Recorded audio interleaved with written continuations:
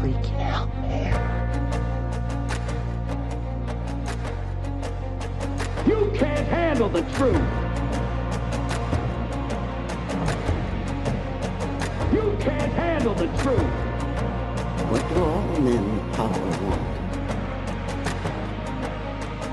More power. And now, broadcasting live on GMN from an undisclosed location in the Arizona desert. Italian by birth, American by choice. Songwriter, poet, freedom activist, Luca Zanna with Love, Guns, and Freedom. All systems go. Don't tread on us. We're not afraid. Here we are. This is Luca Zanna. You're listening to Love, Guns, and Freedom. Today's show, I think, is one of the most important, in my opinion, because we are under attack. Let me say again, America, right now, for me, is compared to Troy during the war against the Greeks. And we have a Trojan horse, and the top chain of command is called Mr. Obama. I refuse to call him even president. He's the Trojan horse. That, by the way, is nothing new. We've been already invaded a long time ago, and been infiltrated in our political structure a long time ago. Mr. Bush wasn't better. He was following the same plan to create a global government. Now, unfortunately, what's happening right now, in my opinion, we have an individual that is doing all this in the open, and that's fine. Probably it's the best thing that can happen to us. At least, hopefully, more zombies, more American zombies wake up. We must wake up. Because what we are facing right now, this is the last gasp of this republic. What I've already been talking about, the dangers of an invasion. What we faced the last 20 years, at least, was a silent invasion. Now it's on the open. It's done completely disregarding the rule of law, the rule of also immigration laws, federal laws, state laws, and also this is coming, as I said, from a man, myself, that I was even born here. As you can hear from my accent, from my English, I wasn't born as an American, but I became one, and I feel insulted, by what's happening right now, because this is also an offense to millions of legal immigrants like myself who came here, tried to follow the federal laws of immigration laws. And now we see that the borders, they are completely a joke. Today I have with me a man that I cannot disclose the real name, but we have his nickname or his code name. His name is Naylor. Naylor, are you there? Yes, sir, I'm here. Naylor, because you are the man that I've been following over the internet. We have Facebook friends, and I believe that more than ever, we need to have people who can witness and can share the experience of what's really going on our southern borders. Because this is no more just a bunch of people trying to come here to just lower our wages or just disregard the immigration laws. What I really believe we are facing right now, that correct me if I'm wrong, first of all, we're facing a silent invasion, military invasion, because we have thousands and thousands of people that we have no idea who they really are. Could be Chinese troops, could be Mexican gang members, or any type of paramilitary groups infiltrating and spreading around America. And also we have a problem that could be created also by this sort of potential plague called Ebola or any other type of disease. So please tell us, first of all, a little bit who you are, what you're doing. I know that and exactly what's going on. Okay. My name is Naylor. I'm the leader of an organization called Arizona Border Recon. We've been operating on the Arizona border for over 4 years now, and we've been marking all the scout locations of the cartel in the state of Arizona down along the border, marking all the drug trails, illegal trails, and providing eyes and ears for Border Patrol to help them do their job, make it a little easier, since when you go down there, it's so vast and wide open that they can use all the help they can get. So, like I said, we've been going down there for 4 years. I have a place down there. My house is less than a quarter mile from the fence. Wow. Front line. And yeah. Naylor, before I go ahead, Because what you're doing, let's just specify for the public, you are doing it for free, out of your own time and money, I guess, right? Nobody pay you. Nobody pays us. Nobody pays This you, is yeah. all, we're all former military, and we took an oath to defend the country. And when you get out of the military, that oath does not end. And so we love our country, and like you said, we are having an invasion, and it needs to be stopped, and we are keeping our oath up. Naylor, I have a question, because, you're doing a great job. You try to point out, of course, the point of entrances, and try to warn professionals, or at least people that are paid by our tax dollar, to do their job. But when we have the commander-in-chief and the executive, and of course also the top brass, I believe, according to the research I've been doing the last few years, of the Department of Homeland Security, former border patrols, who are being told to do not enforce immigration laws, then we know that now they are aiding and abetting this invasion, like, carrying all these supposed to be children from the southern countries like Guatemala, Nicaragua, whatever. I mean, you're there risking your life, spending your time and money with your buddies. At the same time, you try to give information, their vital information, to the border patrols, and then you know that pretty much even good people, because a lot of good people, I believe, in the border patrols, but the lower ranks, they have their hands tied. What do you think? Sure. What do you think about that? I mean, does it make sense? It's the corruption from. You got to understand, it's all money. The human smuggling is about $9 to $10 billion a year, Wow. and the drug smuggling is anywhere from $40 to $50 billion a year. So you're looking at $50 to $60 billion a year, and like you said, the top agencies in our country have been corrupted and are part of it. Look at Department of Justice running guns to the Sinaloa cartel, and then which is complicit in killing one national park ranger by the name of Christopher Engel. Mm-hmm. You have 3 Border Patrol agents who have been killed by Fast and Furious guns, Brian Terry, Nicholas Ivey, and just recently in Texas, a couple days ago, there was an agent killed by 2 illegal immigrants who were most likely, but they're not going to tell you that they're cartel members. Yes, and my point, is this one. I know very well, because I didn't spend the time you spend here like you're spending right now, but in 2005, I was one of the first volunteers to go down in Tombstone when the official, the first Minutemen group started it. I was there, and I spent just 3 days. It was honestly were 3 nights on the borders, and I realized that this country is under attack. The border doesn't exist. You have waves of people crossing, don't even knowing who they are. And it's a risky. The picture that the media shows people on the television, the big steel fences, those are usually only near populated areas and where there's a paved road that goes towards the border. Mm-hmm. We have one down by us. There's a border crossing by us, and the big steel fence is there, but it only goes 1.5 miles each direction from the road. Then from there's no fence for, I'd say, 40 to 50 miles to the east, Mm-hmm. and about 80 miles to the west. There's no fence, nothing, except for, unless you call a cattle fence, fence. So everything's coming across. We see lots of Chinese coming,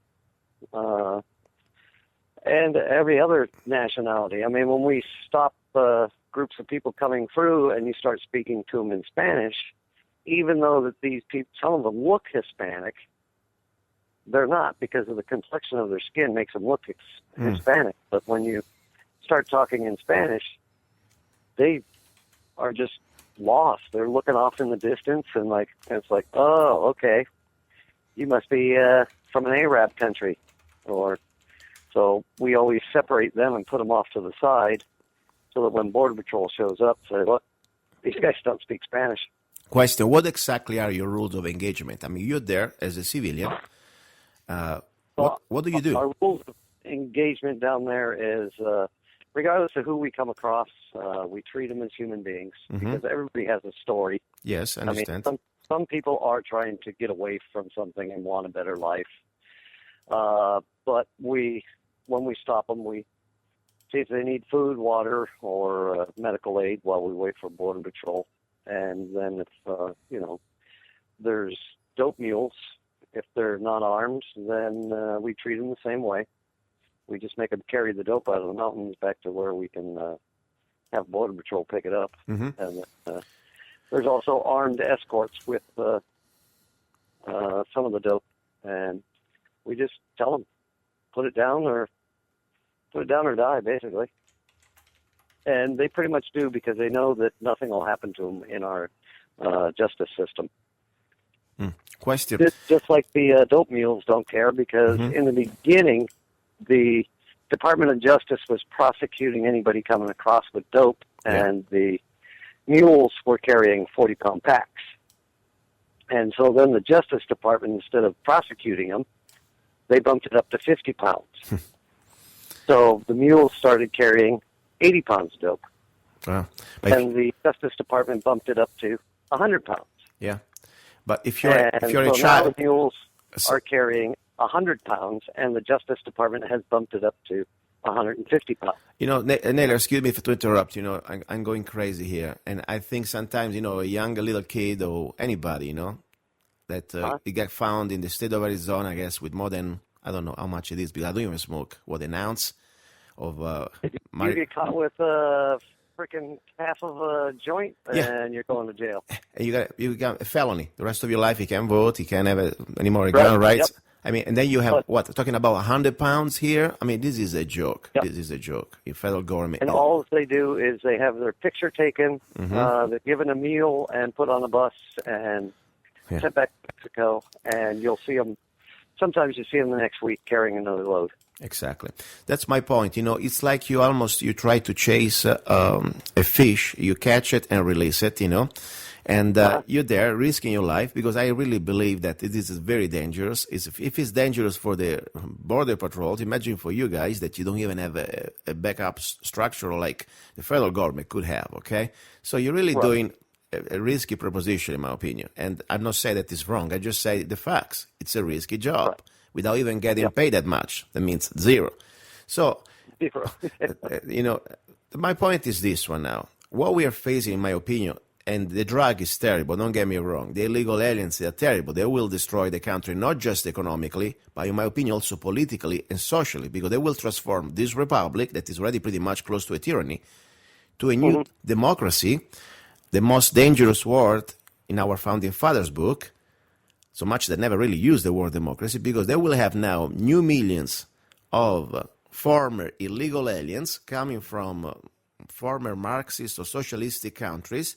They will have the power to vote, and they will slaughter us at the polls. That's what I'm really concerned. But before even we go there, what I'm really concerned right now, we have crises, like potential crisis like the Ebola, or different type of diseases that we are not even aware. But we know that some border patrols, they already been contagious with some form of disease that they are scared. There has been cases of tuberculosis. We have cases of scabies and other things. They are very serious, Yep.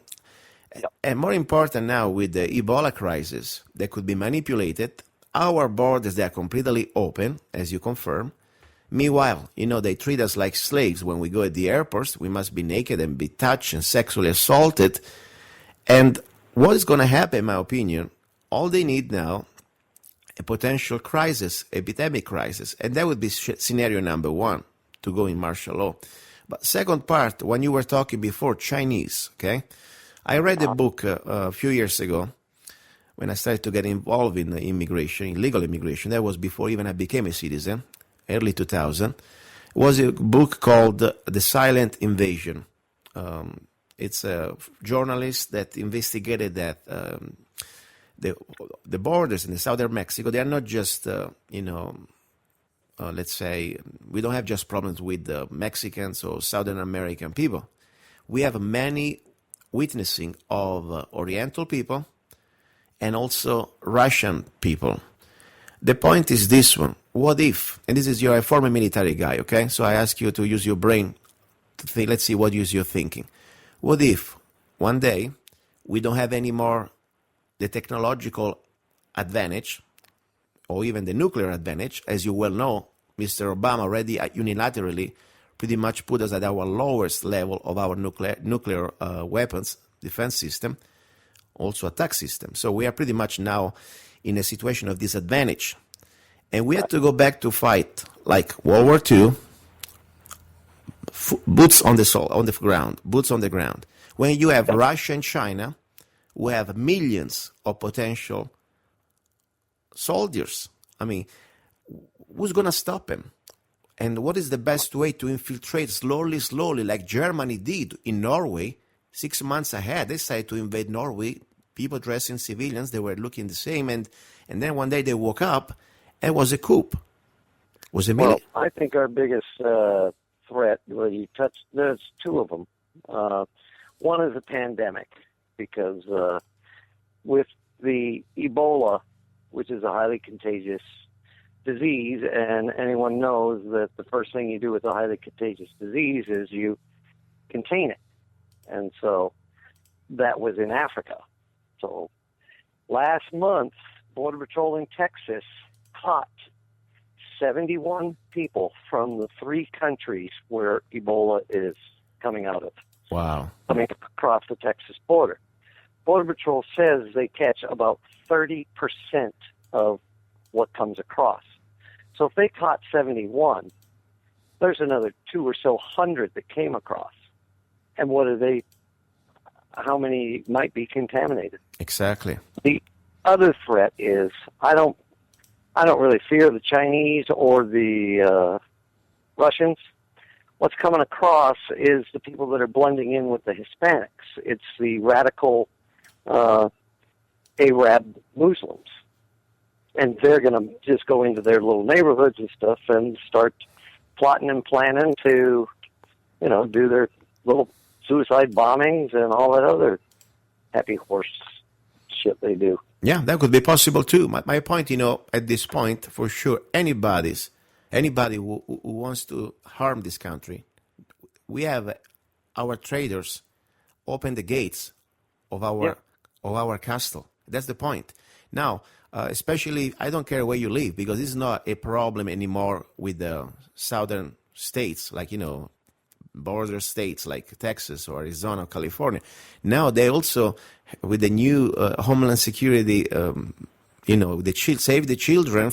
I mean, look what they're doing. They're putting on the airplanes, they're dumping them in other states. That's human trafficking. Exactly. And as you well know, among these people that they said they are children, I don't care, because we have enough poor children we should take care before we go, or veterans we should take care before we can take care of the rest of the world. We know very well that there are a lot of these children. There are gang members, and we don't even know really who they are. There is no background check. I remember when I had to go through my citizenship, I had to do polygraphic, I had to do DNA, fingerprints, blood test, questionnaire. I mean, they want to know, and everything else. Yeah, they want to know who you are. At least try to give an idea that you're not a danger to this country, and I think it's right. But now we have these people coming from, we have no idea, and they let them in. Well, have you ever looked at or have you ever heard of the Cloward-Piven strategy? Yes, I also read the book. Well, the Cloward-Piven strategy is what's happening right now. Yes. They're flooding the country with poor, impoverished people, where by bringing them in here and putting them on government assistance, they will drain the wealth from the rest until it's unsustainable. Yes. If that happens, it'll collapse, and when the collapse happens, it turns into a socialist country. But I think we're already in the socialist country now. The next step is going to be in violent. Well, they're trying, yes, with Obamacare and everything else. It's pretty much there. I mean, they don't even try anymore. They've done it. Obamacare, it's effective. Myself this month, just to give you because I want to share my misery, but I'm one of the millions of people out there. For example, from $140 a month I used to pay. Now my bill went up to almost $500 a month. And if I don't pay, they're going to give me fines. And more important, if I don't pay, I'm going to die. If I have to... Well, this country was also founded on the first war was started through a revolt against taxation without representation. Mm-hmm. And, I refuse to comply with Obamacare. I haven't signed up for it. Not going to sign up for it. You can fine me. You can do whatever the hell you want, but. Oh, me too. At least I'm not signing up with Obamacare. I was just having my regular private Humana insurance that I was. Oh, and they jacked yours up. Yeah, I was minding my business. So that way they jack yours up and you cover somebody else. Maybe I don't even know that. All I know that for sure I'm paying directly to the Humana. That's where my money go to. Instead I'm paying $150, now I'm paying almost $500. Yeah, and people are really out of touch if they believe government health care is going to help. If you think government health care is any good, ask an American Indian or veteran. Exactly. How good government health care is. Exactly. Now, Lista, what do you think? Beside the borders, of course, is part of the problem, at least where we can see that the bleeding starts, okay?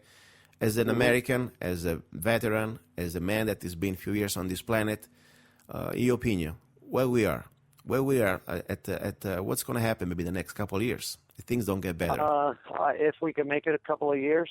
Yeah, maybe you're right. When? I don't think so, but I see that by what they're doing, let's see, people are taking it, but if you look around, say like on Facebook and stuff like that, people are getting more and more pissed off.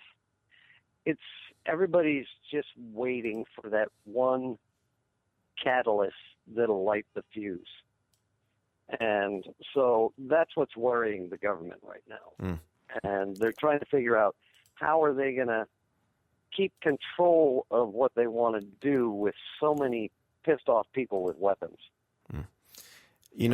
I think within a matter of, I'd say 6 months to a year, I probably won't have to be on the border. I think it's all going to be here in the streets.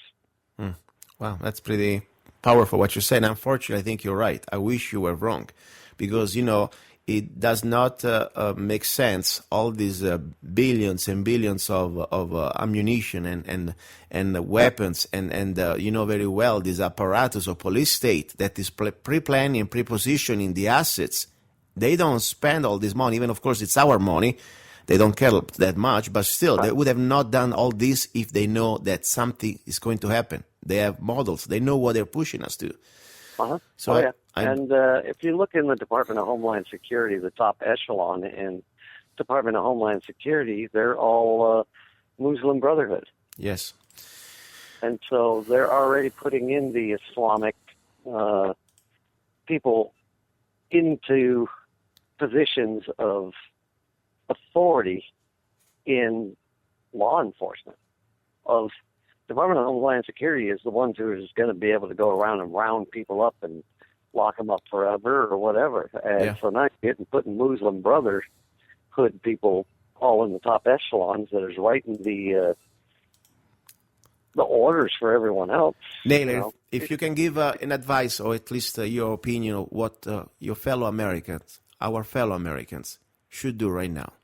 People that unfortunately don't have the skills or the time or to help, to go down to the borders. But what should we do in few words? If you have to give one personal advice. They need to get off their damn ass and get out on the streets and better start opening their mouths, because if they don't, what's coming is going to be stuffed down their throats before they even realize it.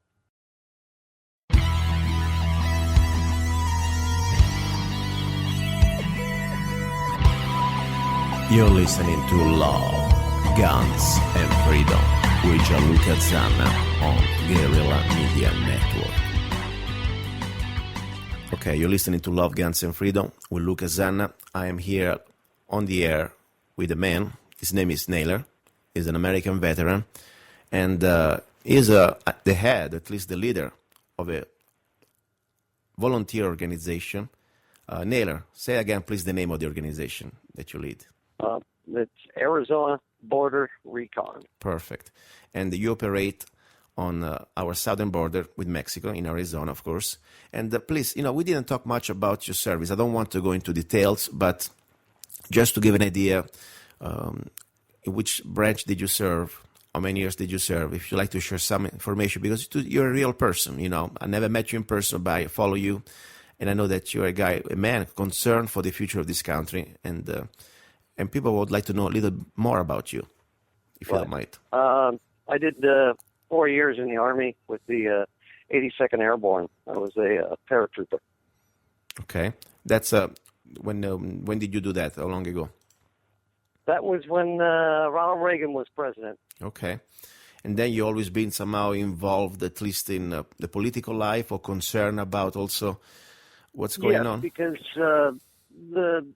actually it was pretty much the military that woke me up as to the corruption and what the hell was really going on. I mean, I was in when the Iran-Contra was going on, where the government was shipping plane loads of guns down to the Nicaraguan rebels, and they didn't have any money, so they were shipping plane loads of cocaine back. Yeah.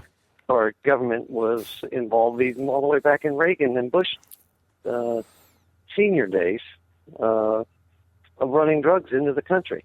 Yeah. Because the war on drugs is like the war on terror.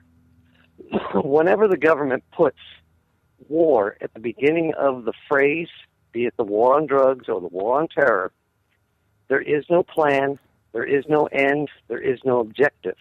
It's an open-ended money pit where their friends and partners and people like that all continually make money off of it. I agree.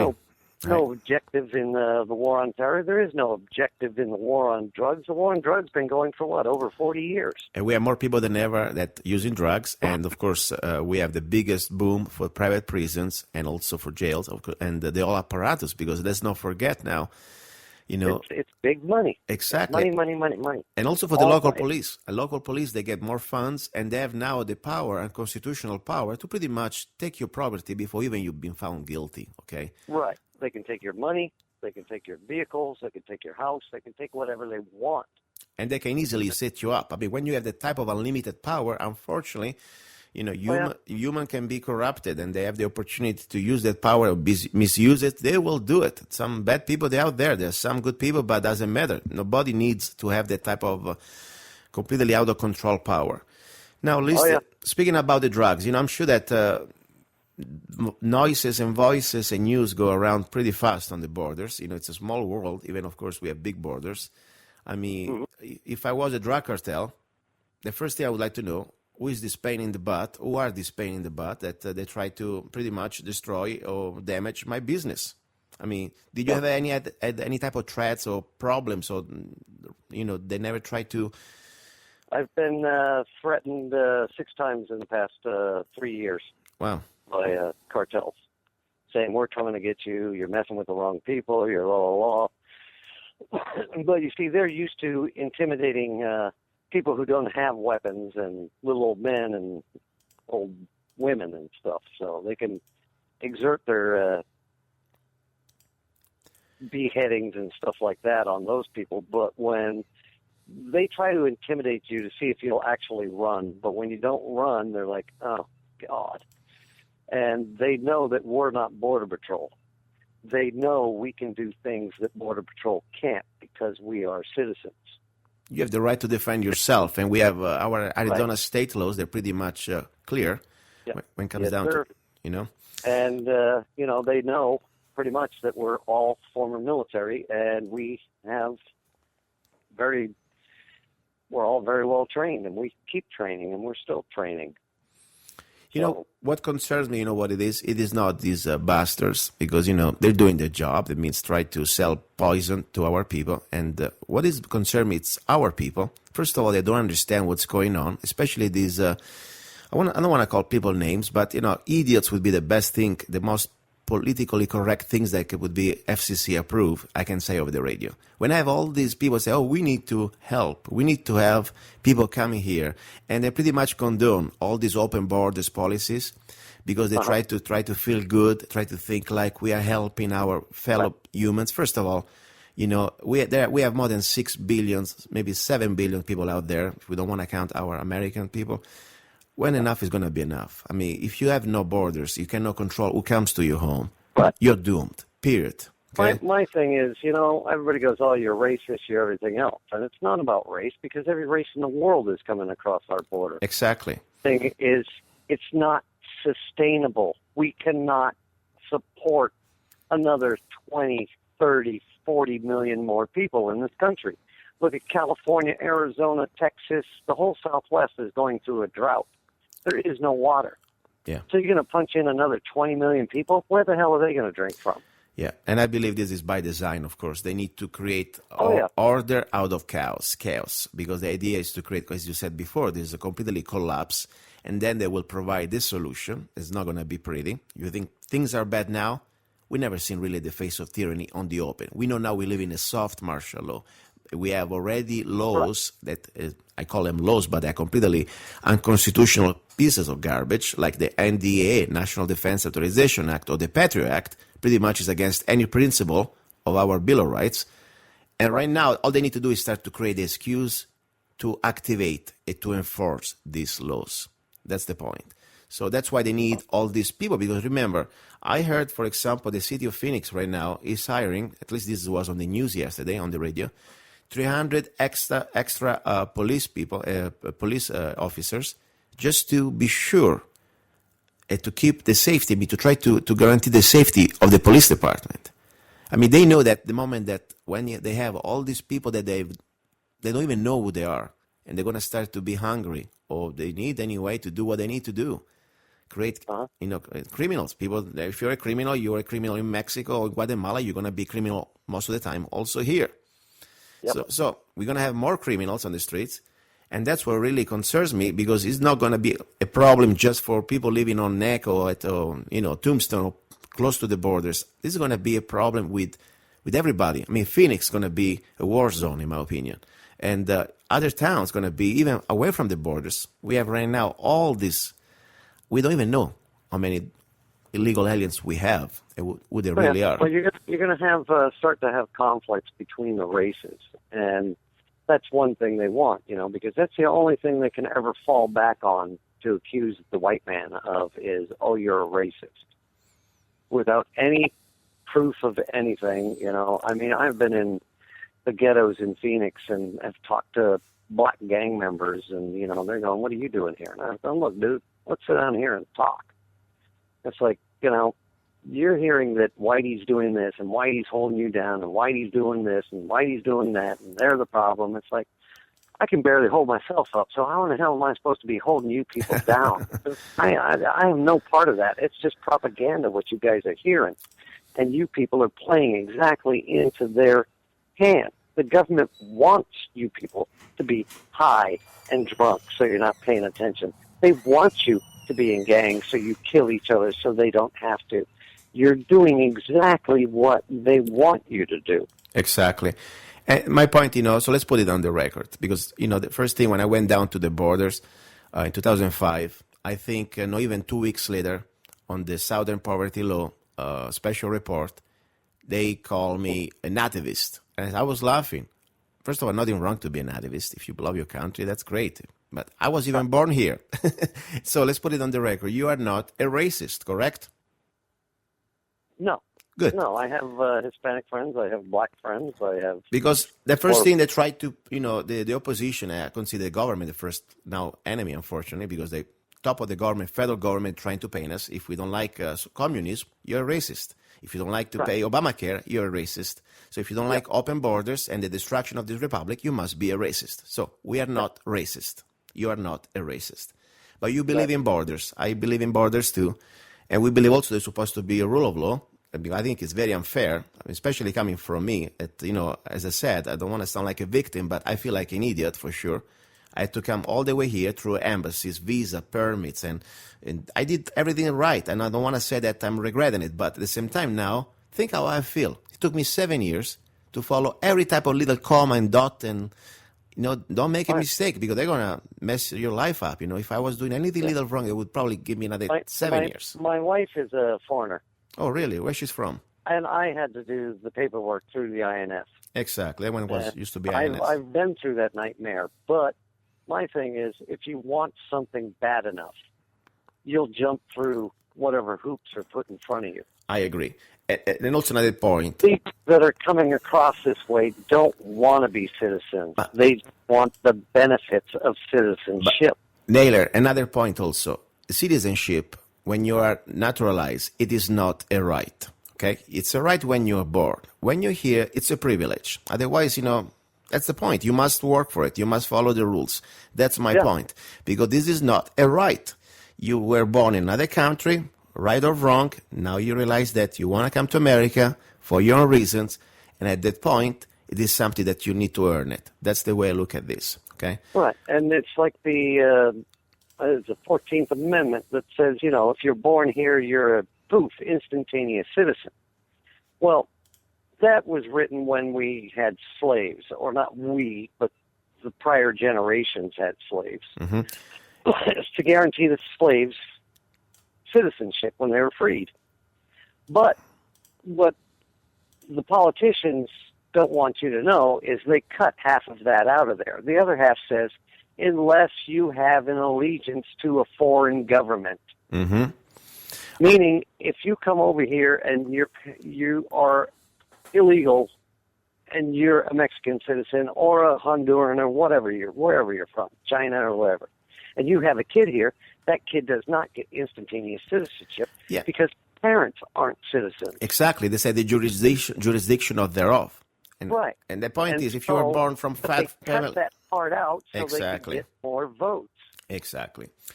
I agree. Listen, now at this point, I know you're heading to a mission the next few hours, I guess, correct?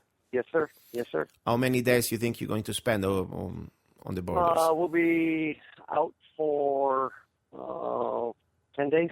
10 days, wow.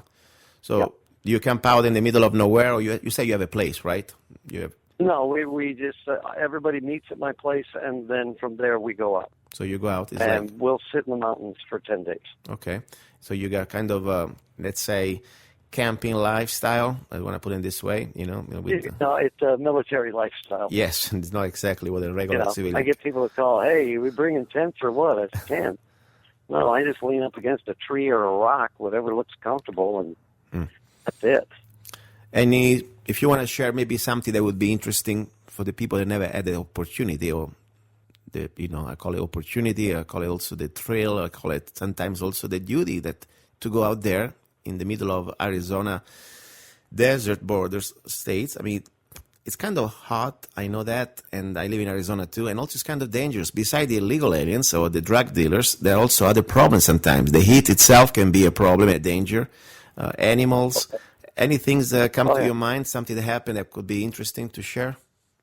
Yeah, I mean, since I've been down there, we've been chased off 3 mountaintops by mountain lions. There's black bear down there, mountain lions, bobcats, coyotes, rattlesnakes, scorpions, tarantulas. I mean, everything and anything. Even the plants want to hurt you down there. Yeah. Everything has a thorn on it. We've saved quite a few lives out there because when we go out, like I say, we treat everybody as human beings and we carry extra water. And the people that are coming across are told that see those hills right there, you just have to make it to there. Mm-hmm. And they're being lied to because it's a 4 to 5 day walk from the border to get to the end destination. Say again, how many days? 4 to 5 days. 4 to 5 days. Wow. Without water. Because you're looking 80 to 100 miles north of the border is where they have to get to. Wow. So there's no way you can carry that much water. No. So there are spots out there where the humanitarians are leaving the water out for them. Mm-hmm. And we've been accused of destroying water, but it's like, it's water. Why do we want to destroy it? What happens if we drink all of ours and we need water? Exactly. And it's like, we know where the water used to be, but we destroyed it. So we put every time I talk to somebody, I let them know, no, we don't destroy the water. I get a lot of people who get pissed off at us because we don't destroy the water. But if you've never been down there and you've never hiked through those mountains at 100+ degree heat carrying all that gear, know how hot it is, how hard it is, and how much water you go through. And water is a precious commodity down there. So all we do is we mark it on our maps of where the water is, so that if we need it in an emergency, we can go back to it and get it. Now, any problems with the Homeland Security or the Border Patrol? They never tried to give you a hard time? In the beginning, when we were down there, it's like, what are you guys doing? Because, I mean, where we are, we're in the middle of an area where Border Patrol estimates over half of all the drugs come through. Wow. When they first start seeing you there, they're, hesitant, like, what are you doing here? I mean, nobody comes down here. Why in the hell are you guys out here? And you try to tell them, we're here to help you. We're here to help you. And that took us about 2.5 years before they started listening to us and started, waving and saying hi and everything else. And now, I mean, every agent knows us by either first name or last name. They don't know us by our call signs. We only use that so that the cartels don't know who we are, but we tell the Border Patrol agents know who we are. And they, every time we see them, even if it's in the middle of the night, they're going, hey, all right, guys, and be safe out there. Don't you need help, you just call. We'll be there. Naylor, I was reading the book, as I told you, The Silent Invasion by this author that I need to remember the name. But anyway, it was a very interesting book. By the way, this book now, it's almost hard or impossible to find. And I tell you, this book was exposing the corruption in the Department of Homeland Security, but at the time was Border Patrols. And I'm talking about especially the top brass, completely corrupted. And they were letting go through things like drugs. And when some lower rank Border Patrol was trying to expose in it, of course, it was demoted or sent away. Some people also died of mysterious causes. Now, my point is, you never really know who you're talking to. So I'm sure that most of the Border Patrols down there, they're good people. They have family and they're concerned about the country and they're trying to do the best they can. But what if some of them is on the payroll of the drug dealers and then one day they want to start to gather more information about you? Do you really trust them? We've been dealing with a certain core of guys down there that we do trust. There's some. I've even turned in the names of Border Patrol that I thought was corrupt and working for the cartel. We were out one night, and every time we go out, we will call Border Patrol and tell them where we're going to be, how many is going to be there, how long we're going to be there, and everything else, so they're not surprised when they come out. Yeah. And there is no, accidental firefight between friendlies. Exactly. So we were out there one night, and about 3 o'clock in the morning, I'm sitting in the high ground looking at all my guys down below, and I know where I placed them. And these two Border Patrol vehicles went to the first group of guys I set, and they sat there for about 15 minutes. And then they moved along the road and they stopped at the next group of guys for about 15. And they did it for every group of guys. Because that night we had called in over 100 people that had come across the border, because the agents we had talked to said, okay, we won't get near the border, we'll let them think it's open, and we'll sit back 2 miles, and you call it in, and we'll grab them. It worked fine until about 3 o'clock in the morning, and these two agents went out there, and so I went flying out there in my truck. I was going, what are you doing? And these agents, what do you mean, what are we doing?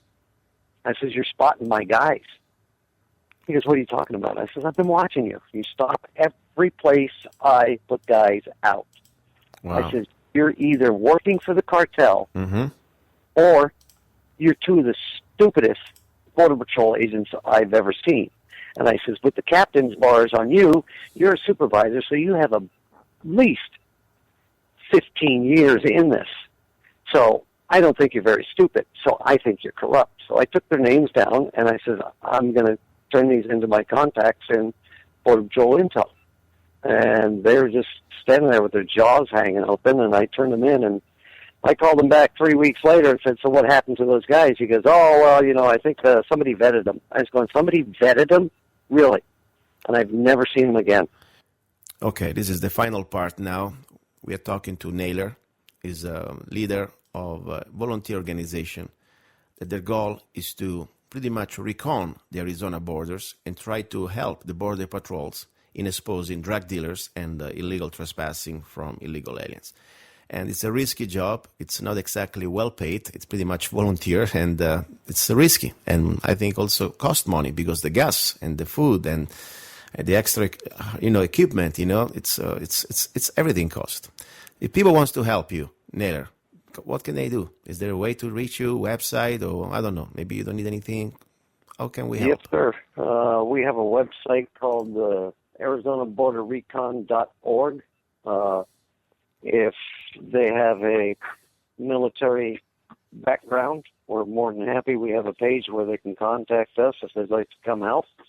We also have a PayPal button on there, and if they want a couple dollars, our biggest expense is gas, and I've got over 20,000 of my own dollars into this already. Wow. Wow. But if people, or they can, just go on there and tell their friends about the website, start spreading the word and get it out there. And we post all kinds of things about what's happening. They can find us on Google Plus. They can find us on Facebook. We don't do Twitter, but we're everywhere else. And very good, Naylor. I will put also the link of the website on our website, lovegunsfreedom.com. I want to thank you for your service, and I want to thank you, more important now, for what you're doing for America. And it's been an honor talking to you. Thank you, Naylor. Pleasure to have you. See you there. He's a songwriter, a poet, a rifleman. I'm not afraid. And a constitutional activist. I'm not afraid. Italian by birth. I'm not afraid. American by choice. Luca Zanna. I'm not afraid. And his new CD, Love, Guns, and Freedom. 16 powerful songs on one CD from the heart of a patriot.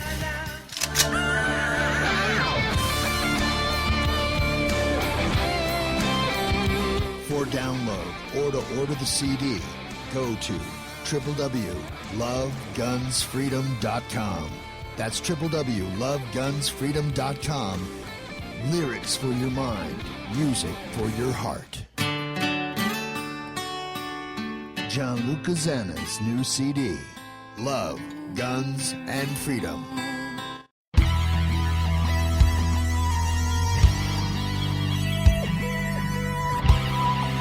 You're listening to Love, Guns, and Freedom with Luca Zanna on Guerrilla Media Network.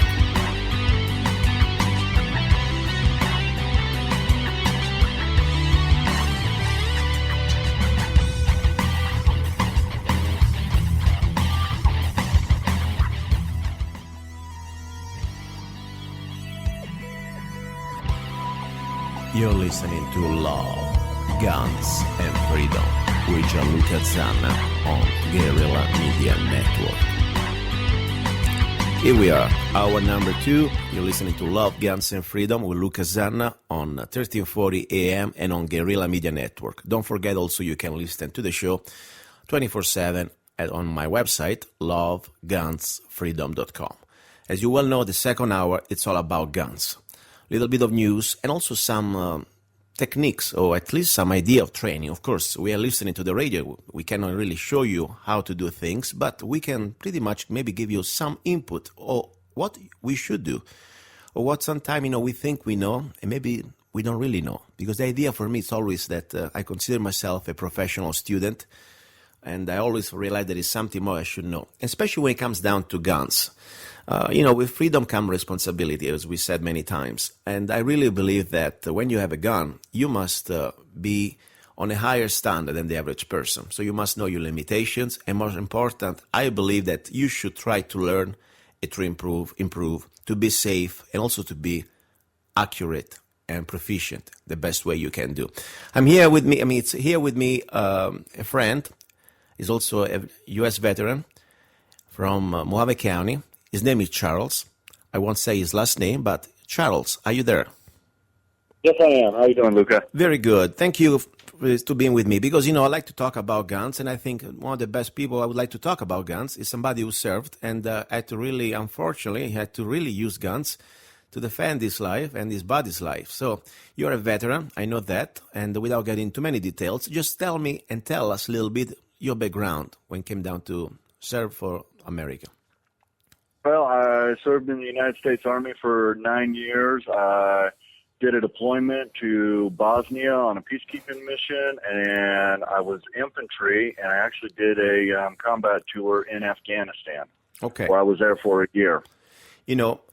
I respect people that serve, but I also want to be honest when you say Bosnia, and very well more than me.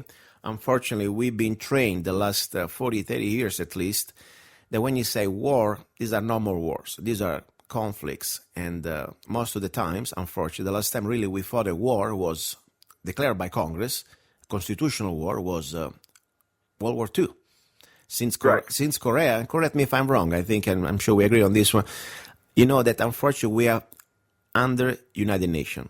That's pretty much what we're doing. We're doing international police actions under the control of the global government, United Nations. So Bosnia was one of these conflicts that you were there. Pretty dangerous too, by the way. I mean, I was in Italy. I was following the news. It was a kind of nightmare, for everybody. Oh, yeah.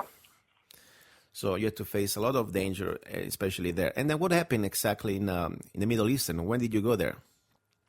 I was in Afghanistan. I was actually in the capital of Kabul from 2004 to 2005. So one full tour, 1 year? One full tour, 1 year I was in country. Wow. Well, never been there. I hope I'm never going to be there. It kind of sounds like not exactly, beside the politics and the bullet, even kind of an interesting, not exactly Western-friendly environment. What do you think? Something about your experience there, something that you could remember, beside the war part, the fighting part. What do you do when you go? Experience-wise, it looked like Arizona. Really? Believe it or not. Where do you hang out? I mean, after you finish your duty, you have besides being on the camp. I mean, Kabul. What do you got going on in Kabul? You got absolutely nothing.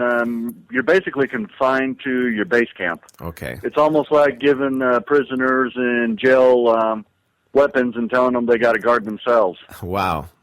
I can visualize it. I don't imagine the full, but I can visualize it.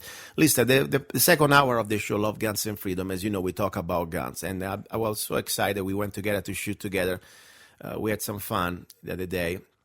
And, today, what I would like to talk about, it's training, of course. And more important, people have the assumption sometimes, just because they have a gun, they think, okay, when the problem rises, I'll be there, ready to do, and I will do everything probably even better, because under stress, I'm going to perform even more energically and actively. This is not true. You agree with me. When you're under stress, if your train sucks, you're going to suck even more, correct? Correct. Because under stress, you're pretty much on the... You tell me, because I've never really been under stress. Fortunately, I'm sure you've been under stress. I mean, when people start to shoot at you, how do you feel? I mean, what is your adrenaline level?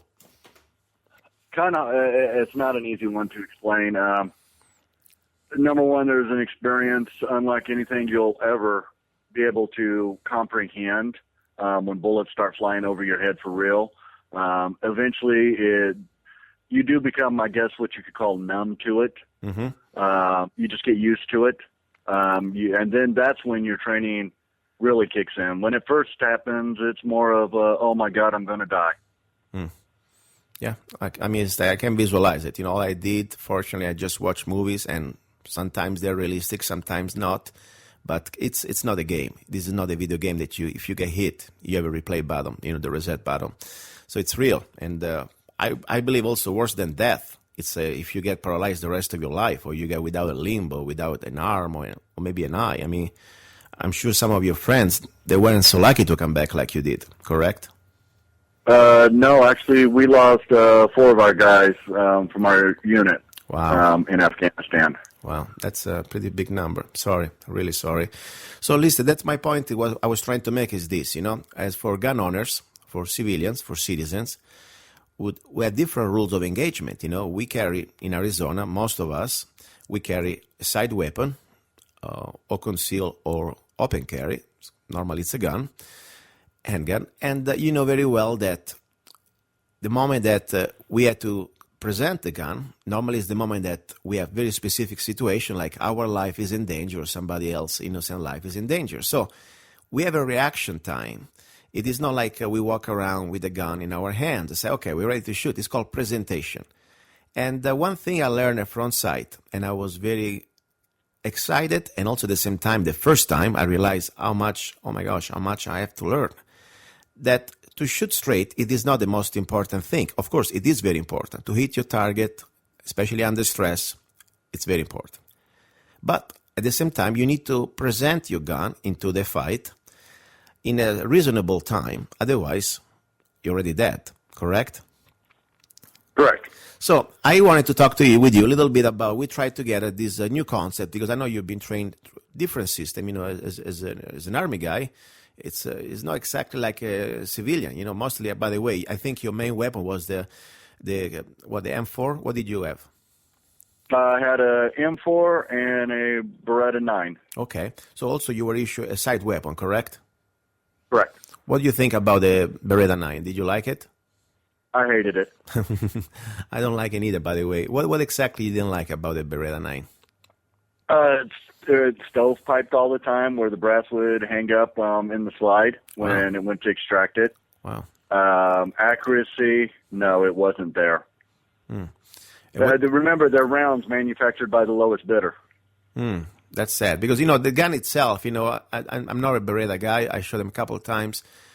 Normally, they're pretty accurate, or they should be accurate at least. The problem there was at the beginning with some magazines. They weren't the right magazines, some sort of surplus, or at least it was another aftermarket magazine. And the problem is also the sand, that they could be, if you keep it clean, it works. But when you start to have sand, wasn't exactly, there's some problems. With a good magazine, the gun's supposed to work pretty good. It's supposed to be even pretty accurate. What I don't like, though, it's, first of all, this, compared to a Glock especially, that is more like, the Glock, you just point shoot. You don't have to do all these double action, single action things, especially under stress and the safety, Right. But also I think, with the desert condition, especially where you were going there, I don't know, you tell me, you think the sand was kind of pretty much of a problem with the gun? The sand wreaked havoc on everything we had. All of our firearms, all of our weapon systems. Yeah. Constantly, every night you were cleaning your weapons every single night. Yeah. But, I know you're also familiar with Glocks. I know that. So normally with my Glock, yes. I never had any problem. Even when the gun is dirty, of course I like to keep it clean, but I never really had big problems. What do you think? A Glock, don't you think, would be a gun more appropriate, especially for a desert environment, instead than a Beretta? Oh, a Glock and a 40 caliber would be beautiful in a desert environment. Yeah. And also another thing, you're right. I don't like to go in a combat zone, especially that is not even a civilian environment. You may have face more than just flash. Sometimes you have to go through walls with just 9 millimeters full metal jacket. I mean, don't you think it's kind of underpowered, Absolutely. Yeah. The whole thing is, even your police forces don't use 9 millimeter anymore because they want the knockdown power. Yeah. I mean, don't get me wrong. If you have some full metal jacket, some hollow point, especially the new generation, that they can really expand and have a lot of much more ballistically penetration and also expansion than just the regular 9 millimeter. Maybe not wrong. If you're a good shot, yeah, you can do great things with the 9 millimeter with the defensive special ammunition. But with a regular full metal jacket, I don't care how high pressure they have and all these things, but it's still something that I don't know, makes no much sense. You send men and women in a danger zone with something that I believe is not exactly the best you can get. Well, just like I said, always remember this. Like I said earlier, built, manufactured by the lowest bidder, so they're going to grab the cheapest ammo they can get in mass quantities and get it out to the front lines. So they're not going to give you anything special, anything that's going to have knockdown power. They're just going to give you the flat basic that can work in all of the firearms. Listen, before we go into the idea of the, we were talking about the presentation, a gun presentation, a little bit of the technique we were doing together. Talk about especially, ballistic. You were shooting a 5.56, and what do you think about that? Since we're talking about knockdown power, I mean, something that you feel comfortable to go out on the battlefield. That's your main long weapon. Actually, I did like it. I did have an opportunity to fire some of the German weapons and their rifles, and they were quite impressive. But unfortunately, I did like my M4. You like your M4. My only point, I like my M4. Okay, so that's good. At least I think it's a very accurate weapon. It's light. You have a lot of good benefits, don't get me wrong. The only thing I realized, this is, of course, from an experience of a civilian, never had to go, fortunately, on the front line. What I really find disturbing is that you go on an environment that is not just against flesh, could be also against material, could be a wall, could be a car, okay? With a round at 5.56, it's at the end of the day, it's like a glorified 22. I mean, if it was just going against the flesh, it would be okay. You can do, I wouldn't go, for example, hunting like a big game. I know some states it's also illegal to hunt like a big game, like, a deer with a 5.56. But a man, a human being, especially 200, 240 pounds, unless you get in a very specific point, it's still a 62 grain or so of mass that you're putting into that body, I mean, and did you ever have to shoot through walls, for example? Never had to shoot through walls. Because one thing I did some tests, shooting through walls, 5.56, or even through cars, there is a lot of, you lose a lot of mass. I mean, do you ever shoot through a car, for example, a regular car? Yeah, I've never tested them, but in all reality, it's no more than just it's a varmint round for shooting varmints, prairie dogs, small game. That's all that round is really designed for. Yeah, and that's my point. I know it can be very accurate, and it's, you can carry more rounds. That's true. But if I had to go to send, maybe as a carabine or some sort of, for other people that carries, for example, other weapon system or maybe radio, maybe, I don't know. But if I had to be the main rifle, I would like to have something in at least caliber 30, could be a 308. And even 7.62 by 39, at least you have much more penetration and mass. I mean, this is just, the regular civilian, I consider myself, as I said, like a professional student, and I like my AR, but honestly, if I had to pick one rifle only to go in an arm way that I could pretty much take care of most of things, I prefer my M14. What do you think about that? Yeah, I'd have to agree with you on that. Yeah, definitely not a lot more power behind it. I guess being in the military, you're just ingrained that this is your weapon that you're issued, and this is what you learn to protect yourself with. Yeah, no, I understand. At that point, unfortunately, you don't have much of a voice. Under the military, you got to follow the orders, But I always believe, this is of course, my opinion. When they send our people to Vietnam, okay, and of course, there is a military-industrial complex behind. Somebody's making big money. Depends on which caliber or which brand or gun you're gonna pick. Okay, we pay for it, of course, the American taxpayers. But what has really saddened me, it's that at the end of the day, they're risking with our soldiers' life. Maybe just because somebody is doing a favor to somebody else, okay?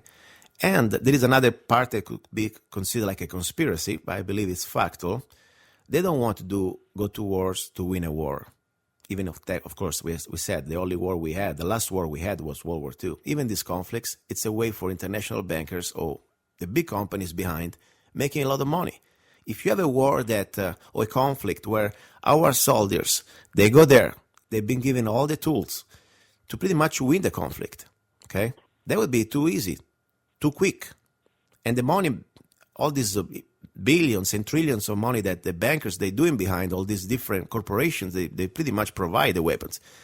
I believe that there was a very sad thing when I saw in Vietnam, especially the first generation of M16s, they were so like a toy almost, jamming, and you put somebody in a bush environment where the 55 grains could be easily deflected, while instead the enemy, even with an SKS, shooting at you with a 7.62 by 39 has much more penetration, you know? So I'm sorry, I start to believe that there is more than just corruption. There's almost a plan to almost use our soldiers and give them not enough power to defeat the opponents so the conflict can last longer. I know people think I'm crazy, but I start to believe that. What do you think? Oh, I have to agree with you 100%. Wow. So especially looking at us on a teeter-totter, almost going back to war with Iraq right now. mm-hmm. As for money, war is, my opinion, is just about who can line their pockets the best. I saw that firsthand. The company that used to be owned by our former vice president, Dick Cheney, they were contracted to feed us, and I would choose to eat with the Afghan National Army in their dining facilities or eat with my interpreters because the food tasted better than the U.S. contractors that were paid to feed us. Wow. Wow. This is very sad, you know. And of course, now this hour, I didn't want to go too much into details of the real aspect of these conflicts. You know, we want to talk about guns a little bit. It's a gun talk. But unfortunately, this is something I always come back to my attention, you know. Anyway, right. So right now, let's just spell it out. You are a returning veteran. You are a gun owner. And correct. I don't know about your religious belief, but maybe I heard that you're also Christian, correct?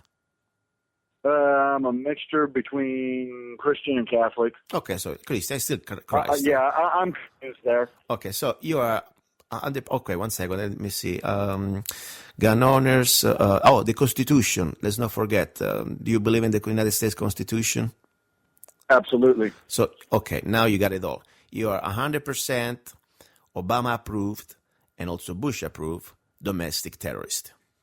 Correct. How do you feel about that? And I'm proud.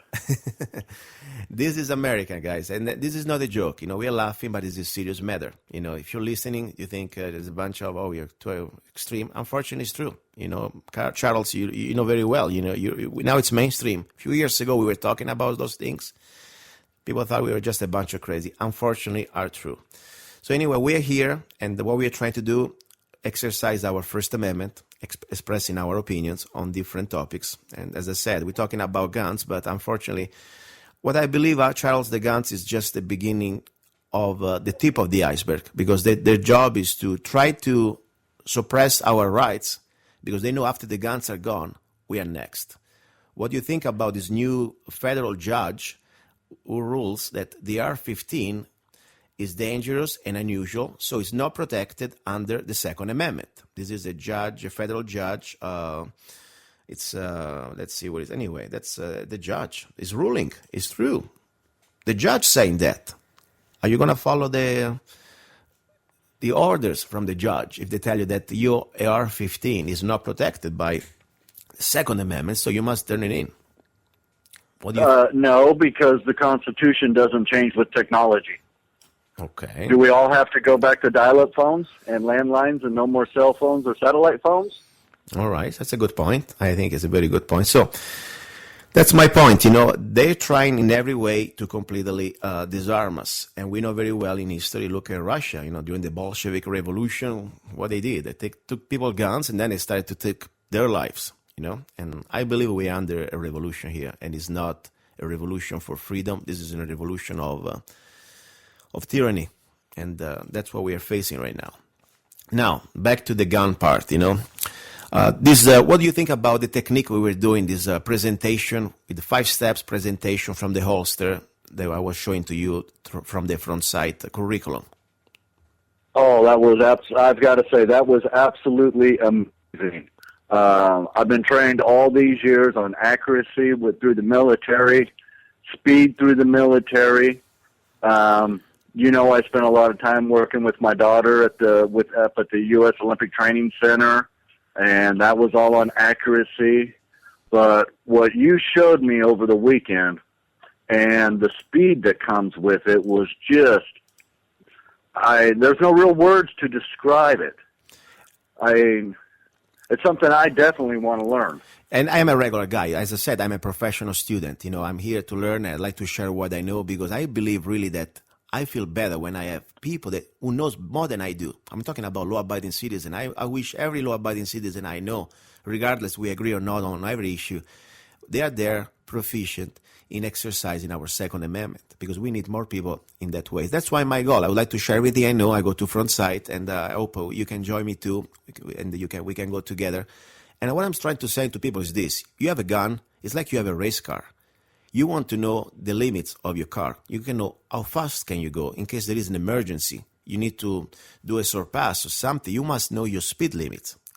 So that's my point. And at Front Sight, what they teach you is how to present a gun into a fight and deliver at least a control pair. That means 2 aim shots in the thoracic mass center in less than 1.5 seconds from concealed.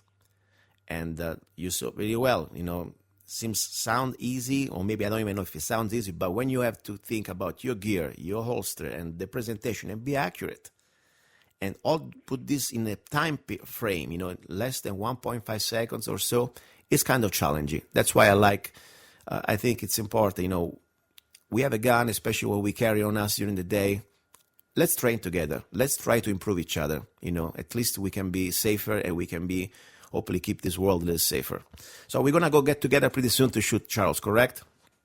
Oh, absolutely. We're going to do a lot of this. I mean, it's just, like I said, it was absolutely amazing. I mean, the training you've received that you can get off 2 shots, center mass, in under 1.4 seconds before I can really even get my firearm out of the holster. That's fun. So it was amazing. Charles, I can't wait to go back together, and I'd like to train with you. It's my honor, my pleasure to be your friend. Thank you very much. I appreciate it, and see you soon at the range. Okay. Bye.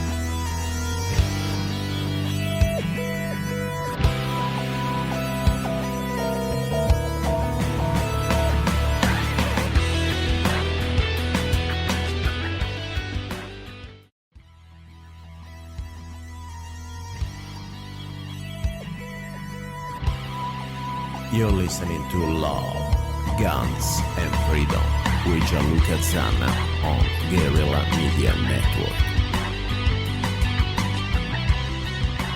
Hi, this is Luca Zanna. You're listening to Love, Guns, and Freedom, Hour 2. We have the second hour, and we talk about guns, okay? A little bit of news. I think it's important to catch up a little bit what's going on, not just in the state of Arizona, where I'm broadcasting from, but also around the states, because it's very important. Because if we don't understand what's happening right now in this country, probably we're going to wake up in hell. We already, I believe, pretty much close to this situation, but the situation is that they need, and I want to say they, the establishment, the global government, is desperately trying to completely deny our God-given right of gun ownership. Why? If you look into history, you see every time that a tyrant or an elite class or a dominant class try to take over a society or a country, the first thing they need to have a population without weapons and an armed population. So this has happened also during slavery. Let's not forget the gun rights, the gun permit. When it was started, we started to see the first cases of gun permits after the Civil War, because they wanted to be sure that black Americans did not have the God-given right to be armed. Before that, we didn't have any type of gun permits. Every law-abiding citizen was entitled as a human right to have a weapon, but slaves were never able to be armed, only with the permission of the owner, of their master. That's why it's so important we understand now we are all potentially becoming slaves. So we need to understand what's going on in the effort that they're trying to do, this elite, this class elite, that at the end of the day, it's the global government, the international bankers, they're trying to destroy the sovereignty of each nation. In America right now, we are very much under attack, because not only they want us completely deprive us of our guns, but also they want us even have the opportunity to defend ourselves. For example, there is a California representative who introduces a bill to ban civilians from buying body armor. I mean, you think, but why do we need a body armor? Why?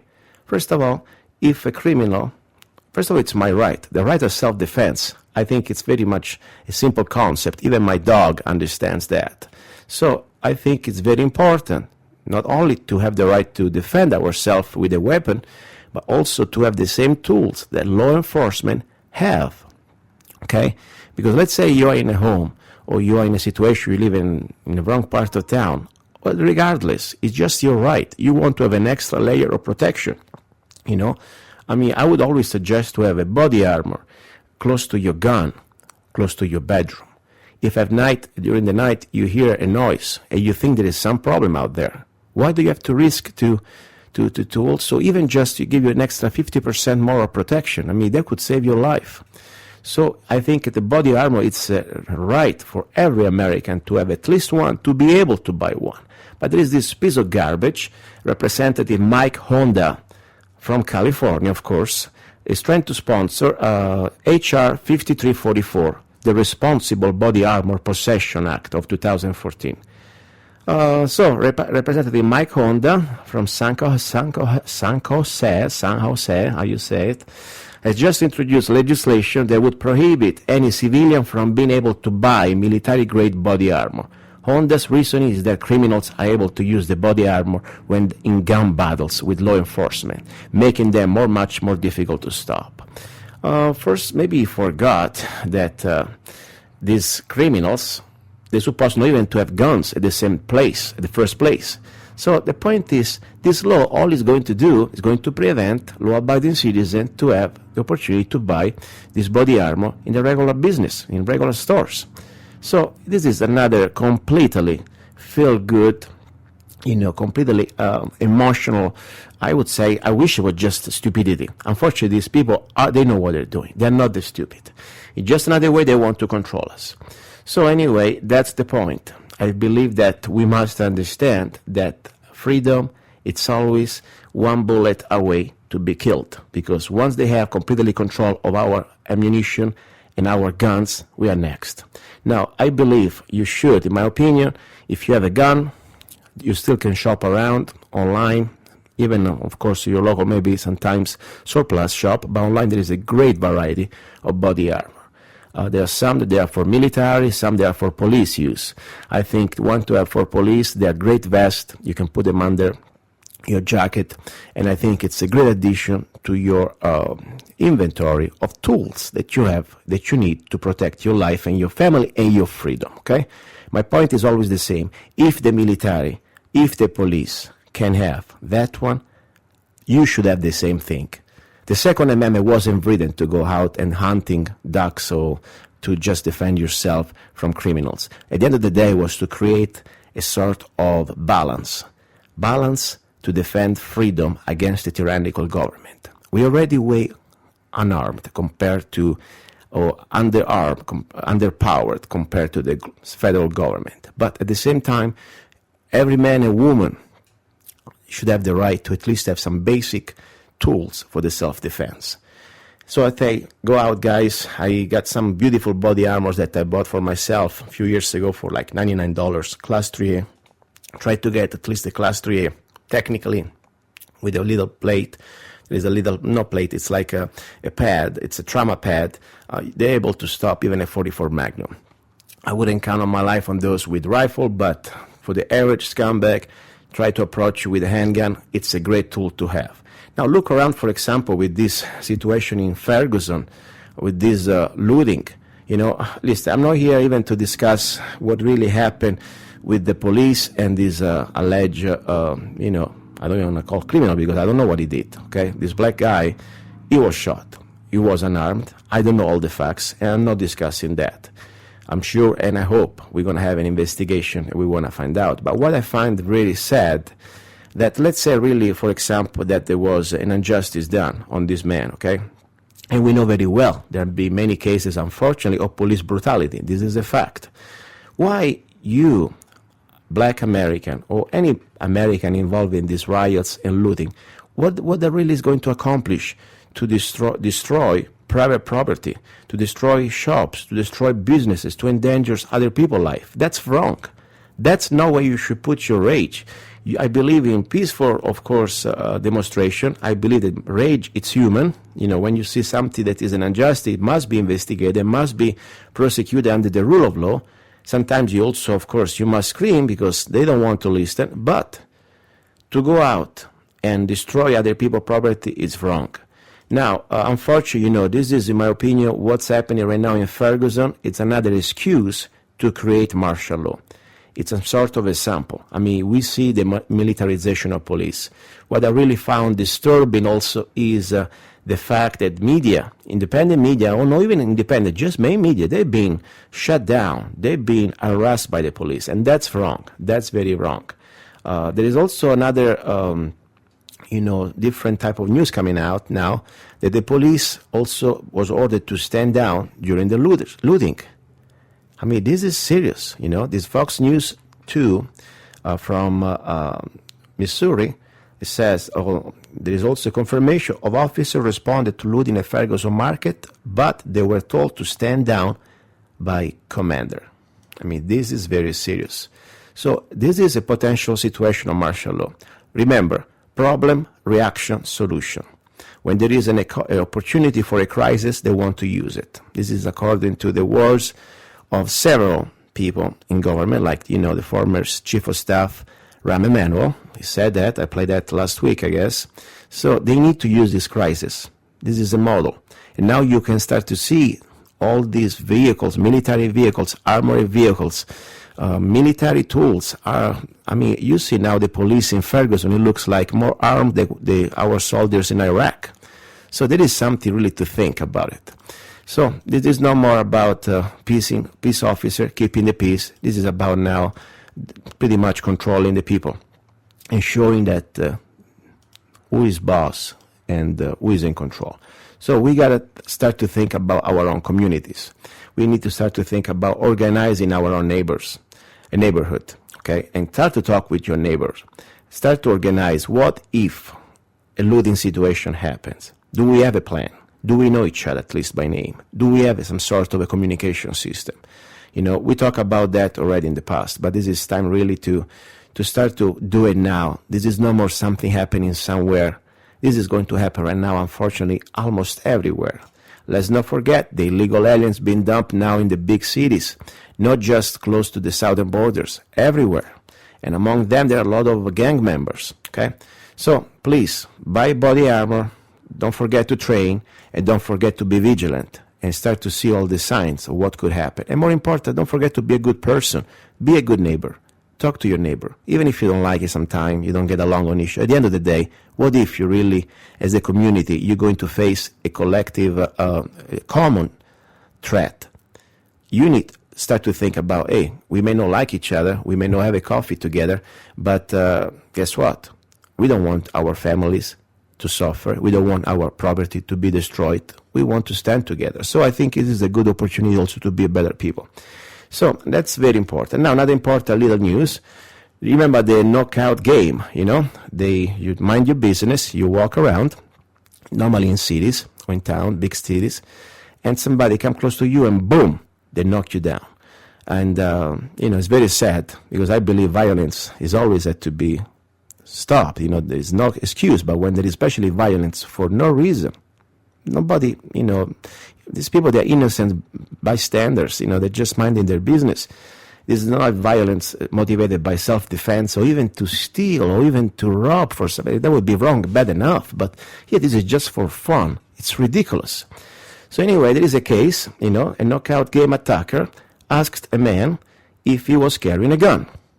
The guy, of course, said no, and boom, knock him down. So this is one more reason why you should carry a gun, in my opinion. Okay, this happened in Florida. It was Neptune Beach in Florida. A knockout game attacker asking a man if he was carrying a gun before punching him. And there is also the video.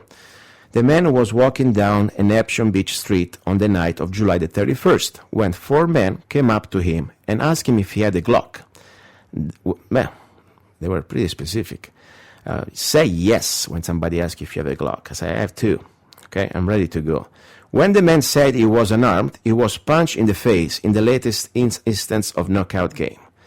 Although a Glock is a specific type of firearms manufacturer, it's a generic term that many on the street use to describe any handgun. Okay? Anyway, a witness on hand saw the attack and called 911. He said that the man was punched without provocation as he was walking along the beach. Police were able to track down the attacker, who was identified as a 15-year-old male. He was arrested when the victim identified with the police. You know, this is sad. This is, you know, they don't just punch you. Sometimes people get harmed with their permanent critical injuries. You can get blind, you can get in a coma, on top they're going to rob you. Of course, the weapon is something that you need to know how to train it. The first weapon, in my opinion, we talked before also with Brett Ackman, the general manager for Frontsight. The first weapon is to be aware, the level of awareness. Maybe we should do that another show one more time. We need to talk about that. We need to understand that the best fight is the one that you can avoid, the one that you can prevent. So there are different condition of colors, as we said. I'm going to just remind you the first two. White. When you're in condition white, and this is not racist, okay? This is just about condition. Mental condition means you are completely clueless. You are walking the street with your headset, music blasting in your ears, and probably looking at, I don't know, down at your shoes, okay? Wrong. Condition you want to be is condition yellow, okay? You are aware of your environment. You scan around. You look at your back. You look, you see. You're walking. Try to stay away from corners. If you're walking on the alley, close to the alley, stay away from that. Stay where there is light. Stay in a way that when somebody approaches you, you understand, look at them into their eyes. Don't show them that you are close. Show them that you are aware of their presence. And look also behind. Don't have tunnel vision that you just focus on one point. Normally, predators, I don't even call them predators. These are completely scumbags. These are completely cowards. But at the same time, they act like a pack of nasty rabid coyotes. They like to find weak prey. They like to find people who are normally weaker or they are unaware. Normally they like women. Normally they like to get also on men, but when there are overwhelming major number. So you gotta be aware. Try to stay in condition yellow, okay? We will go again, of course, in the colors, awareness colors that we talked last time. Now, we talk about these federal judge rules that an AR-15 is too dangerous and unusual and is not protected under the Second Amendment. You know what? At the end of the day, they can say that. That's fine. It's not really fine, but guess what? This judge, she can say whatever she wants. At the end of the day, somebody needs to come and get my AR-15 off my hands. And it's not going to happen till I am alive. That's all I have to say. This is how tyranny starts. They try to use the law, okay, to pretty much start to use it against us. By the way, the first law we must remember is the United States Constitution and Bill of Rights. Any law against the Constitution and Bill of Rights is null and void. That's the bottom line. And Bill of Rights, remember, the Bill of Rights does not give us the rights. It is just an enumeration of the rights. The rights come from above, from God if you believe in God, or just the inherent in yourself as a human being. So the point is, they can say whatever they want. Tomorrow they can tell you also that you don't need more than a slingshot to defend yourself. Are you going to comply with that? So no, I say, you know what, this is the time to buy AR-15, ammunition, and train all the way. By the way, this judge, this thing, I want to call it, because I don't know if he's a man or woman, whatever, is let's see exactly who is this person. Okay, U.S. District Judge Catherine Blake. It was a 1995 appointment, okay, from a 1995 appointment from Clinton, Mr. President Clinton. So said in this 47-page report, upon review all parties' evidence, the court seriously doubts that the banned assault long guns are commonly possessed for lawful purposes, particularly self-defense in the home, which is at the core of the Second Amendment right, and is inclined to find that weapons fall outside the Second Amendment protection as dangerous and unusual. First of all, excuse me, Judge, you're wrong in every level. First of all, this Second Amendment, it wasn't at the core of self-defense. The Second Amendment is exactly at the core of defending our rights, our freedom from pieces of garbage like yourself. Judge, let me see again, Catherine Blake. For people like you, that's why it was written the Second Amendment. The self-defense against the regular scumbags, sometimes a 2x4 would do the job. And by the way, talking about the self-defense in the home environment, guess what? I got news for you. An AR-15, when you have multiple assailant, okay, I think it's a good weapon to have. It is not my first choice. I would settle probably better for the AK-47 in chamber in 7.62x39, especially when you have to face multiple assailant in a closed environment. I believe doubling the grains in the bullet. I like to have an AK-47 than an AR-15, but still, I think it's a good choice. 30 rounds magazine, it can help you out to take care of more than one predator, okay? So this is the point, that to show you now one more time where we are. They try to pretty much now rewrite our rights, our Constitution, our Bill of Rights. Guess what? It's time to get involved. That's why the purpose of this show. This is not just to tell you what's going on, or just to, talk about guns. This is most important. The show for me is to share information, to understand that knowledge is power when it's followed by action. So I really believe we should get involved now more than ever, so we can avoid to go in a situation of violence. And we're not going to look for violence, but violence, unfortunately, will come to us. That's what they'll do. They'll try to bring it to our doors with excuses, with problem, reaction, solution. Like right now, for example, in this situation that we are facing right now in Ferguson, Missouri, I will expect pretty soon they're going to start to try to do maybe another gun confiscation like they did during Katrina. First, they let escalate all this mess. Police is told do not intervene. And of course, they have pretty much now, that they're trying to put more gasoline on fire. That's what he's trying to do. And then we already have all the military apparatus now, all these different special weapons and special armored vehicle given by the Department of Defense to our local police. Why did you think they spent all these billions of money, of dollars? Because the point is they want to start to use it. Okay? This is a dry run. So I believe this is time to do everything we can to try to stop what's going on. I would like to leave you with one song, one of my songs. It's called The Second Amendment. And thank you very much for listening. And then we go to the hour number 3.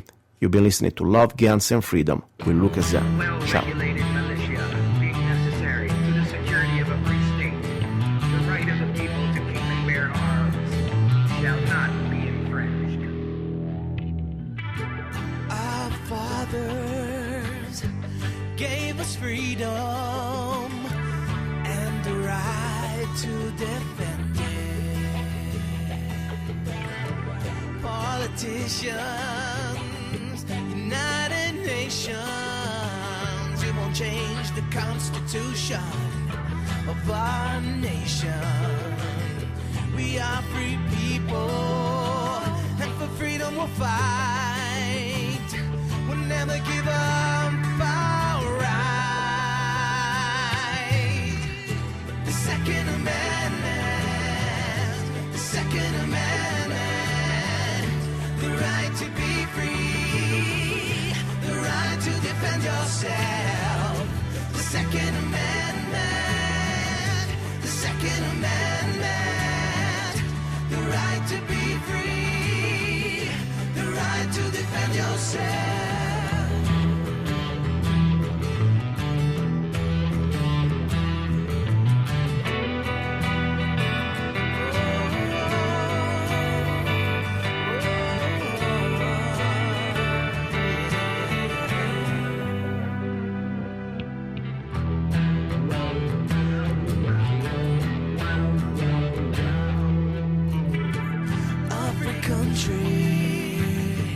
Needs free people with the freedom to defend our rights. To be defenseless doesn't help the sheep. Why should it help a human from thugs tension creeps and people disarm, only free to cry. Remember the night said how many innocents died. The Second Amendment, the Second Amendment, the right to be free, the right to defend yourself. The Second Amendment, the Second Amendment, the right to be free, the right to defend yourself.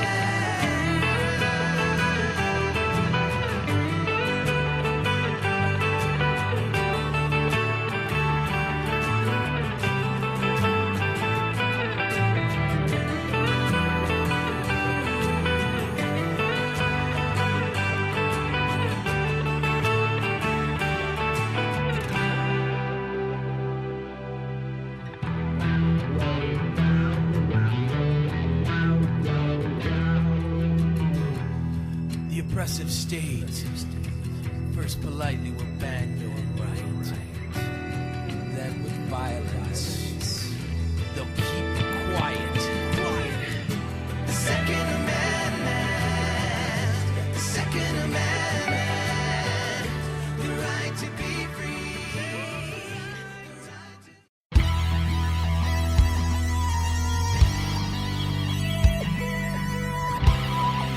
You're listening to Love, Guns and Freedom with Luca Zanna on Guerrilla Media Network.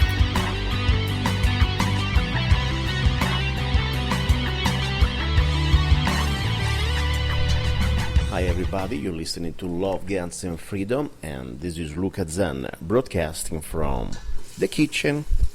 Today recipe, something that brings me back to my roots. As you know, I was born in Rome, Italy, and I like also discover and learn the food of the people that were in Rome long time ago. Let's say my roots are there. Even of course we have roots a little bit everywhere. Anyway, I don't like meat. I said I don't eat meat that much, but I really like grains. Today I will share with you one recipe that it's a mix between health and history, and also I believe taste. I like it a lot. It's called Farro. Farro, let me spell it for you. Farro. It is a grain. It is a grain before even the regular wheat. The Roman legions, they were famous for eating farro because they love this grain. It gave them energy. Remember, the Roman soldiers, the Roman legionnaire, normally had to march for at least 35 or 30 miles every day with a big weight on their back and the armor and shield and weapons. So they need the energy. When they were dispatched in Northern Europe, many legionnaires, they were complaining because they didn't have the chance to have farro and they were forced to eat meat. And they called that a barbarian's diet. So farro is very good for me and also for a point of nutritional value. Not only as fiber and a complex form of carbohydrates, but also it's very important for the vitamins, vitamin B, zinc, and also some proteins, especially if you mix it with some cheese. Now, what I'm doing is I'm sharing with you how to cook farro in a very simple but delicious way. First of all, we need a pot with some extra virgin olive oil and a couple of carrots, organic carrots, a big organic onion that I already chopped. Carrots already chopped. I put the oil on medium low. Okay. As the oil is hot, I pour the chopped carrots and the chopped onions. There you go. Okay, carrots and onions chopped nicely. almost stir frying, but it's not really frying. You want to saute, okay? You want to make them gold on this pot. Meanwhile, I have, for this recipe, exactly, let's say 3 cups of farro. Believe it or not, 3 cups, you can have a great meal for 3 people, okay? So you get the measure for the cups. You must, it's very important, you must soak the farro for at least the night before, okay? It really helps in the cooking process. It's going to cook in less time. I already soaked the farro. Right now, as you can hear, the onions and the carrots, they are sauteing.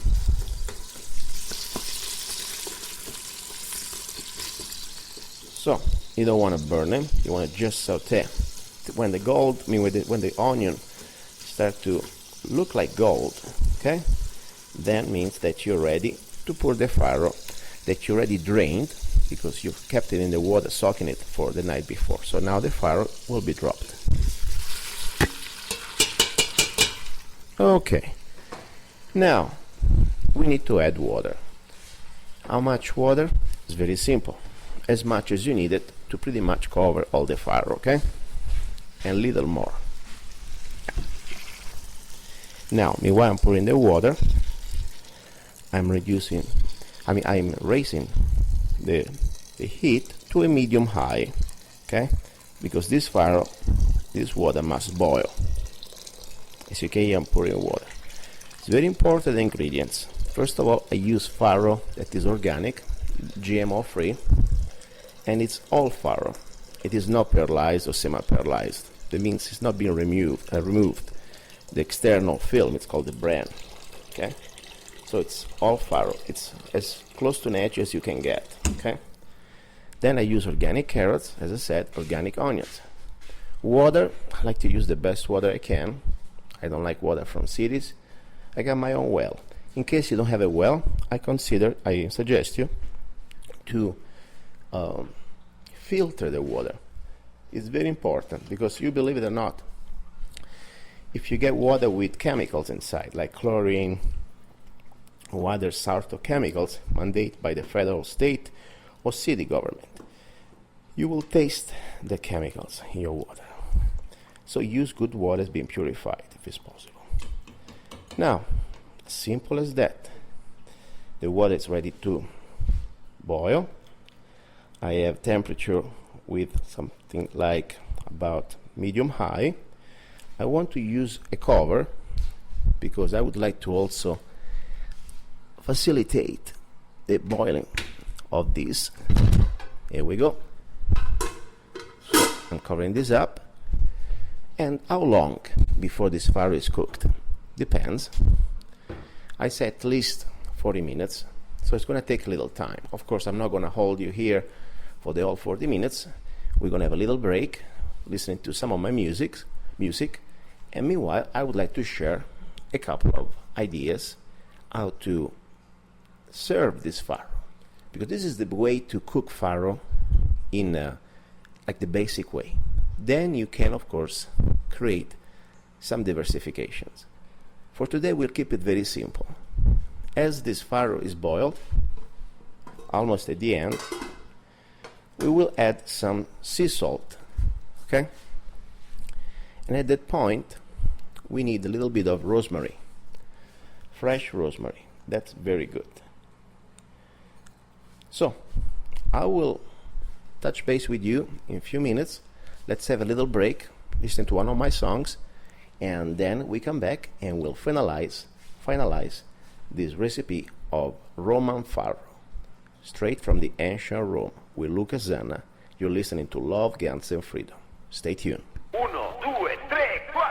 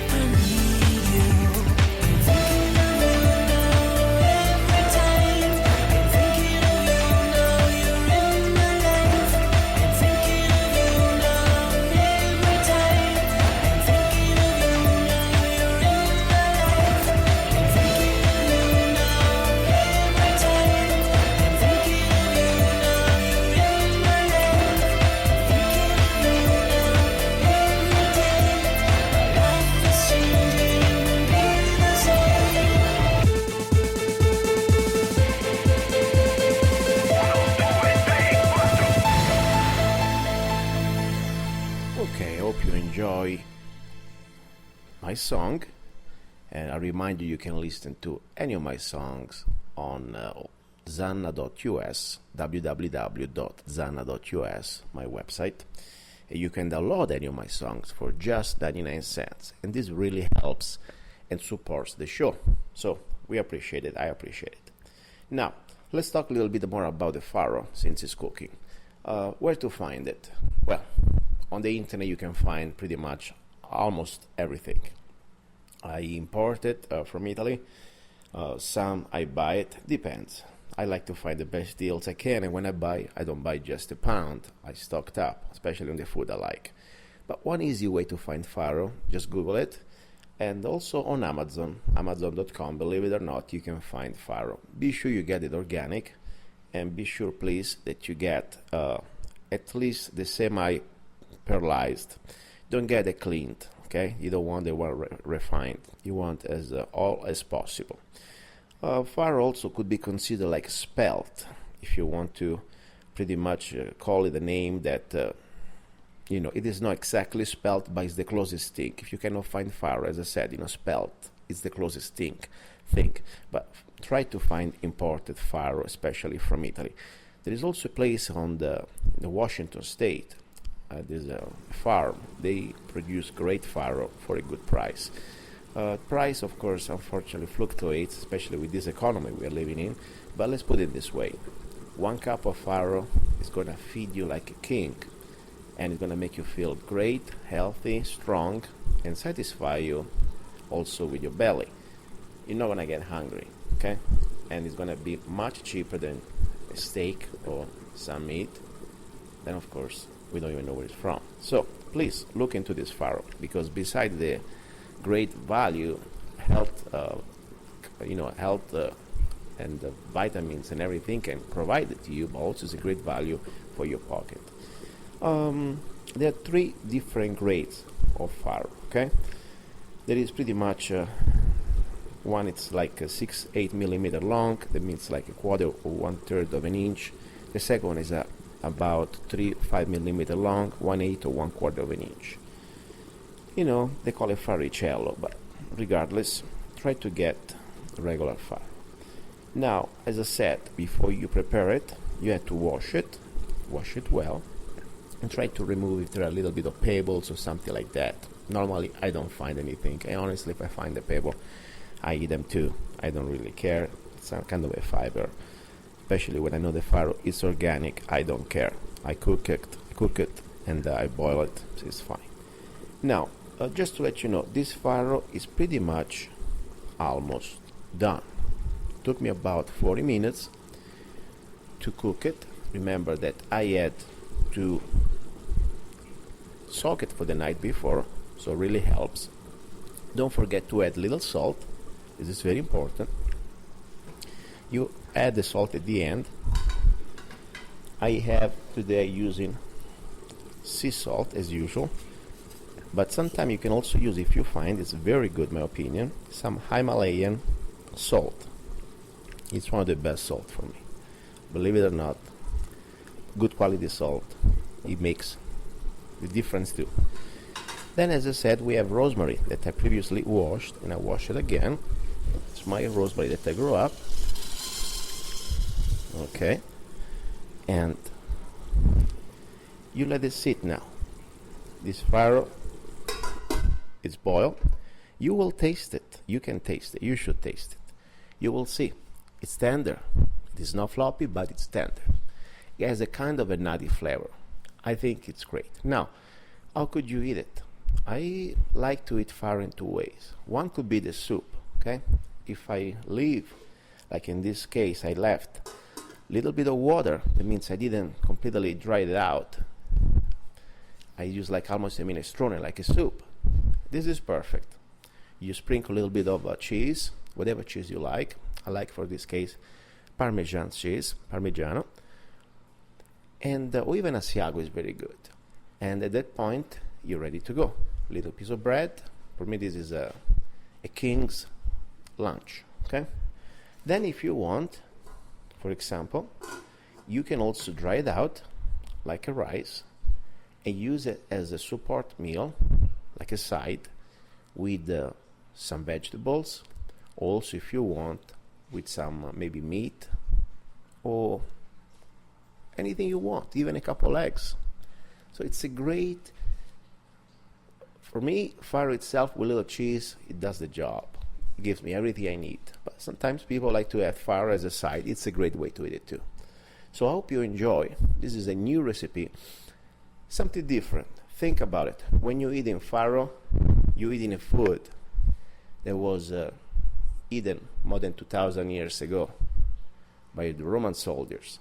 So, and I also tell you, if you're a prepper and if you're concerned about the economy, even Farro, of course, you need to shop around, and I would suggest you to find places where you can buy it bulk. Okay, you save money. But normally you can buy a pound of Farro for about $3. 1 pound of Farro is going to last you a long time for one person. Okay, and it's still cheaper than the many other foods out there, and it lasts long. I'm eating Farro that is 2 years old, no problem. 3 years old. I ate one time Farro was 6 years old. If you keep it in a good condition, dry condition, it's great. So, I hope you enjoyed. You've been listening to Love, Guns, and Freedom. This is the hour number 3. We talk about love, and also we talk about recipes and food. Don't go away. Stay tuned. More music is on the way. This is Luca Zanna. Ciao.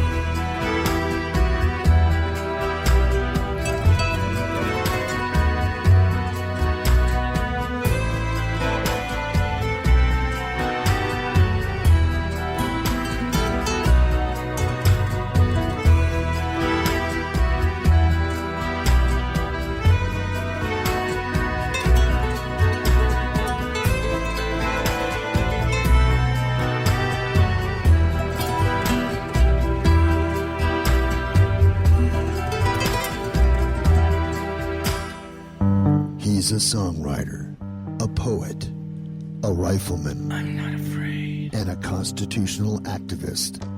I'm not afraid. Italian by birth, I'm not afraid. American by choice.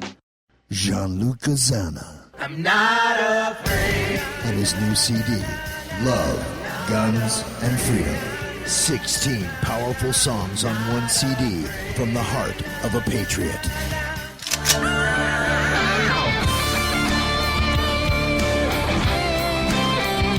For download or to order the CD, go to www.lovegunsfreedom.com. That's www.lovegunsfreedom.com. Lyrics for your mind, music for your heart. Luca Zanna's new CD, Love, Guns, and Freedom.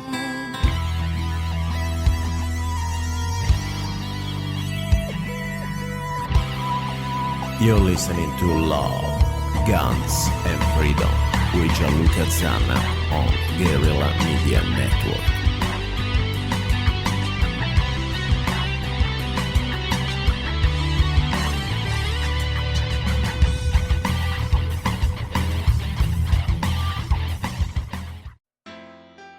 Have you ever met someone on an online dating site and thought, wow, this guy is perfect for me, or she is simply amazing, only to find out they were hiding a deep, dark secret? They plan to vote for Hillary.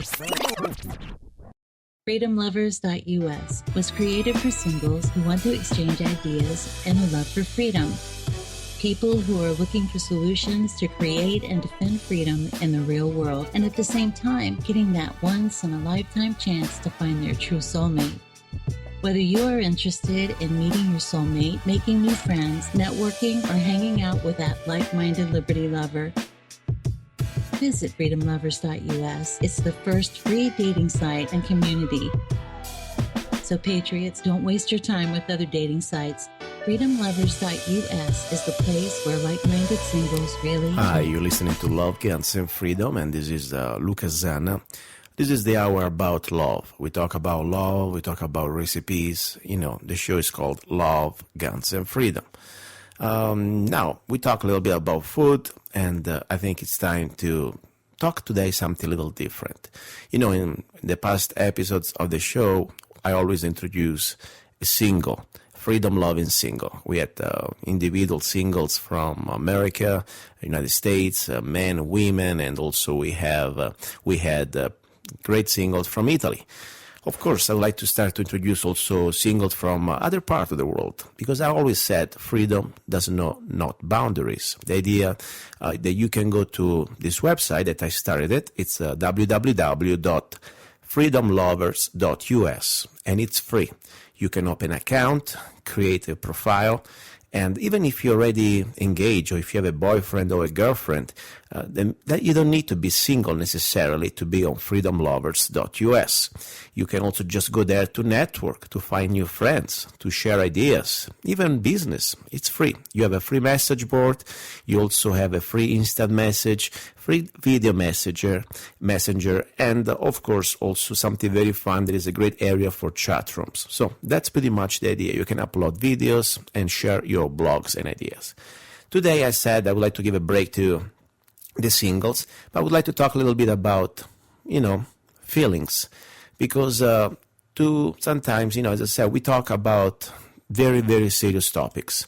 We talk about, martial laws, global government, legislation, things that we understand that they are very, very serious.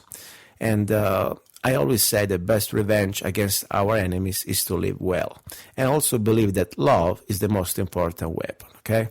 And I don't mean just physical love. I mean also spiritual love. Even sometimes just to crack a joke, to think about positive things and trying to be here to share, our humanity with other human beings. Okay? Of course, if we have also human beings that we share the same values, that becomes even more interesting. So today's show, I would like to share with you, first of all, something little different. I talked to you about Italian recipes. I think that's something fun, because I'm not just trying to give you the Italian recipes of Italy, but just also an idea of food with the purpose of creating some sort of value for your family, to get, some sort also of good value, because now you want to buy food that is good for your health, and it's delicious and easy to cook, and also you can save money. Today I would like to talk about a little bit some poetry and some also, some phrases, because sometimes, let's say you don't want to go to Italy, but maybe you would like to, learn another language. And maybe you would like to just engage a conversation with somebody from Italy, or if you're a man or if you're a woman. And I'm not going to just give you the Italian lessons that you could get at Rosetta Stone. I want to give you some very specific and different type of Italian lesson. For example, let's say an Italian lesson with the purpose to try to meet somebody and maybe to get a little bit into the romantic mode. So let's start, for example, with Italian compliments.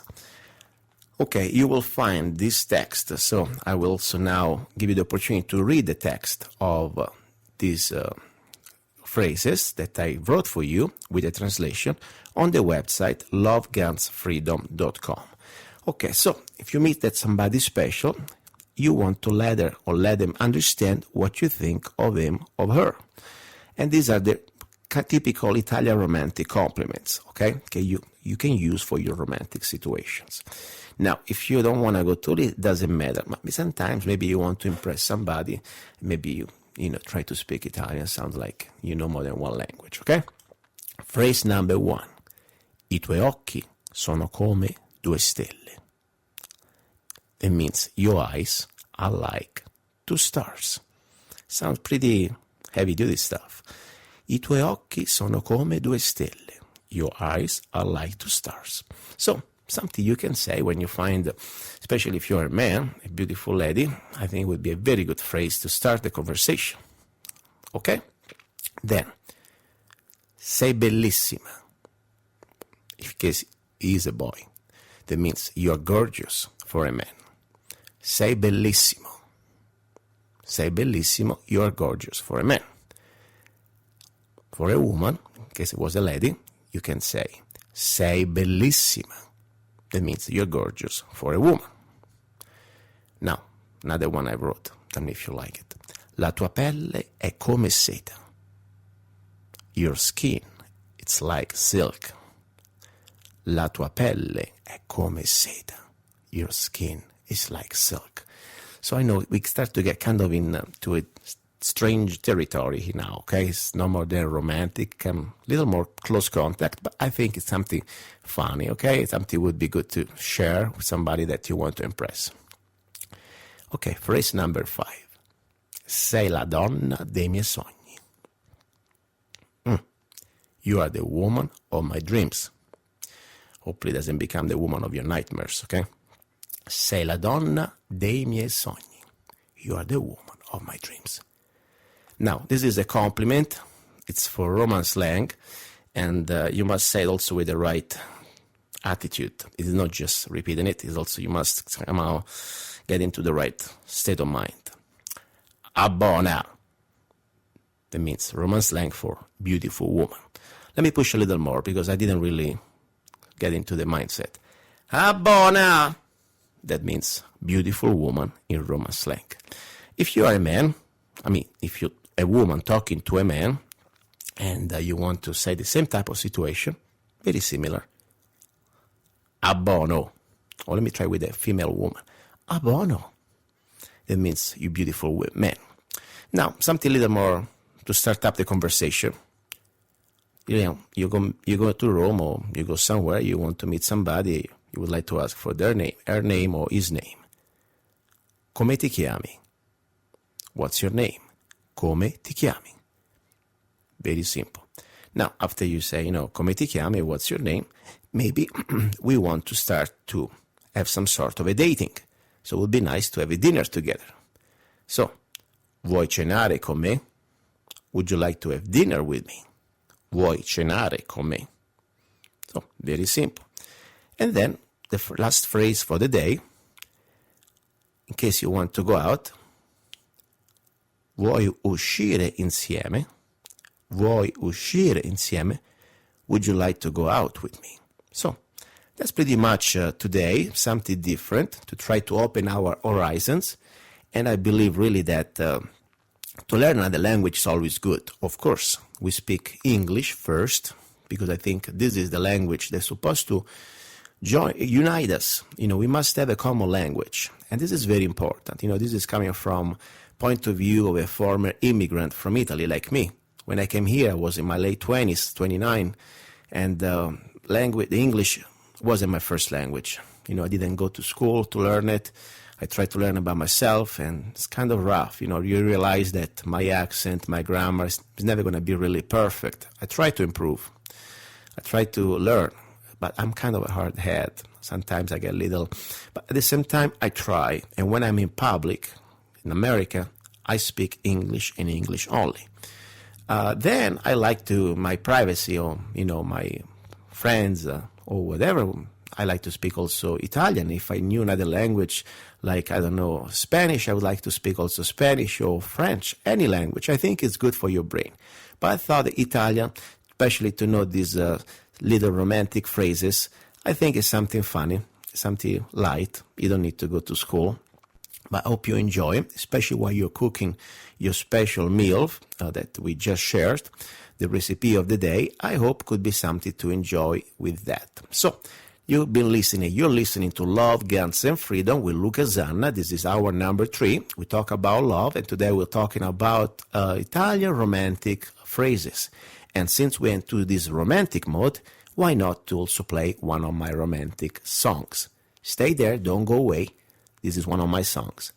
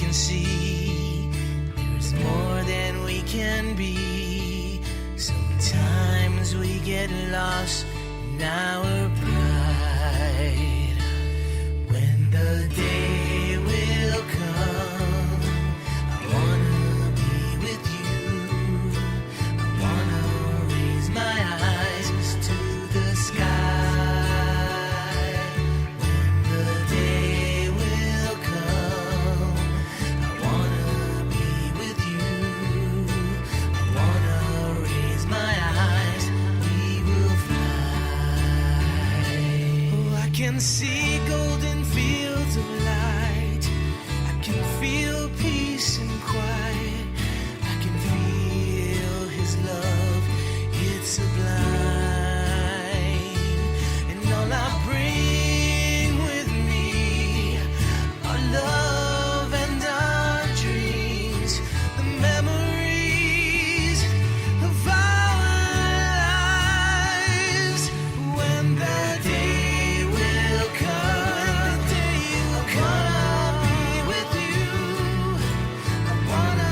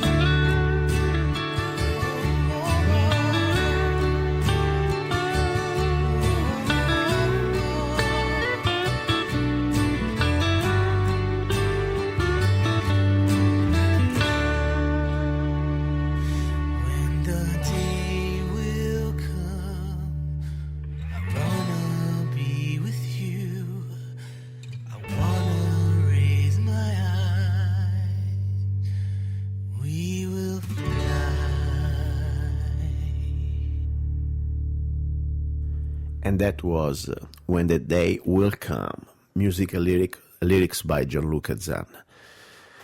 Different type of song, normally you probably heard most of my political songs or maybe my rock songs. I wrote this song was in 2005. Early 2005 was one of the last songs on my project CD, Wake Up America.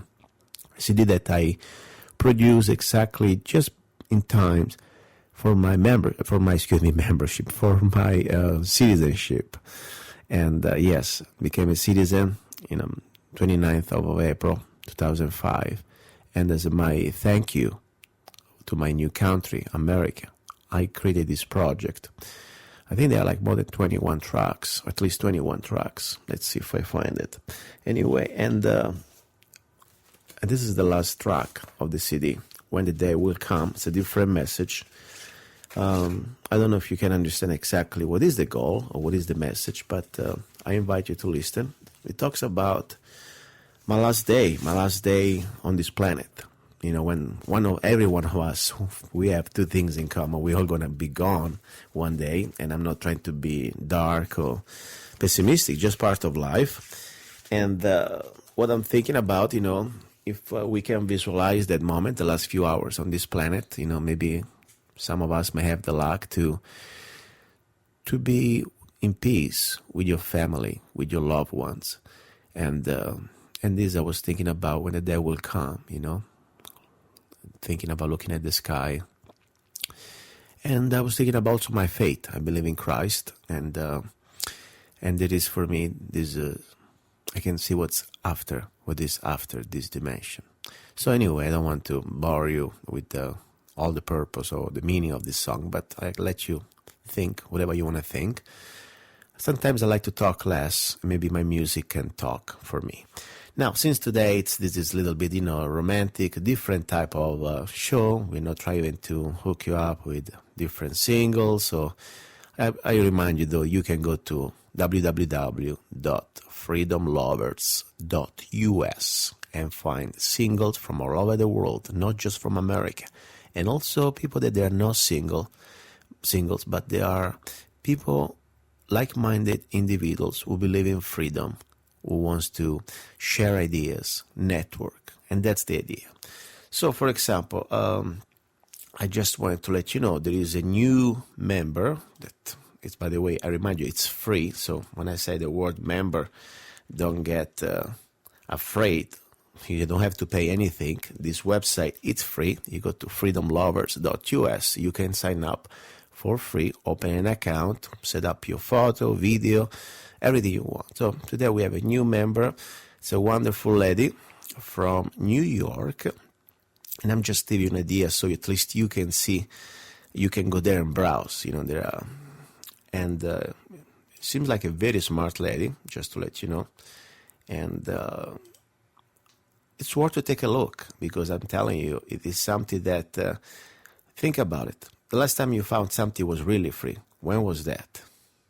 I don't remember very much. They say sometimes free, and then you always have to, pay something or for something. This is completely free. And I found this member. She's a good-looking lady, and I may hopefully try to interview her for the show.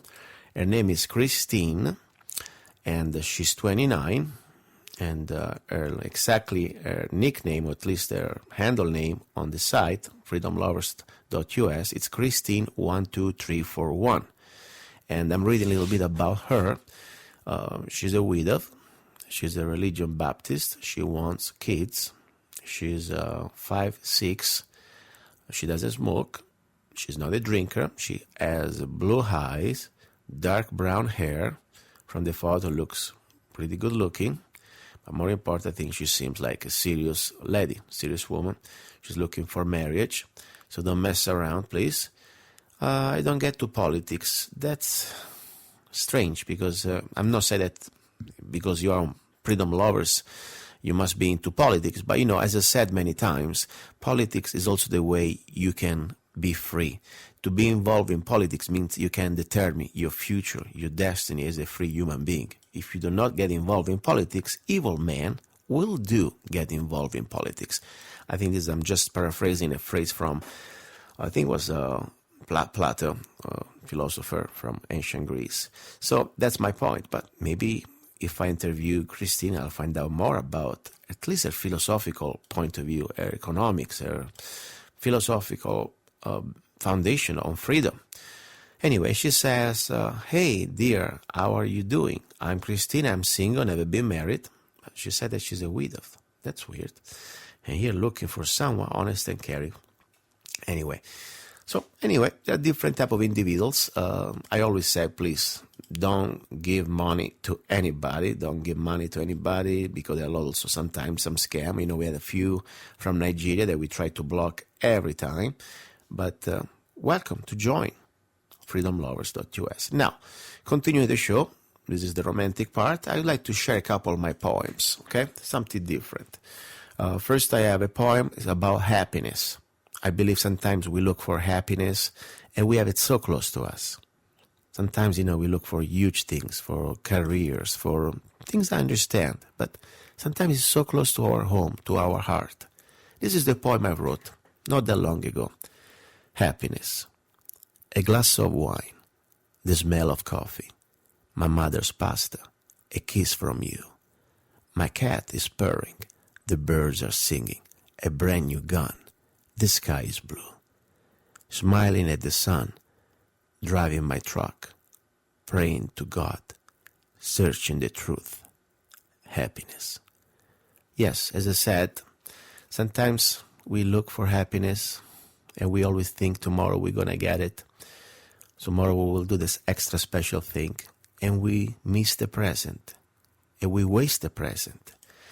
The Horatio was a famous ancient Roman poet, Horace in English, I guess.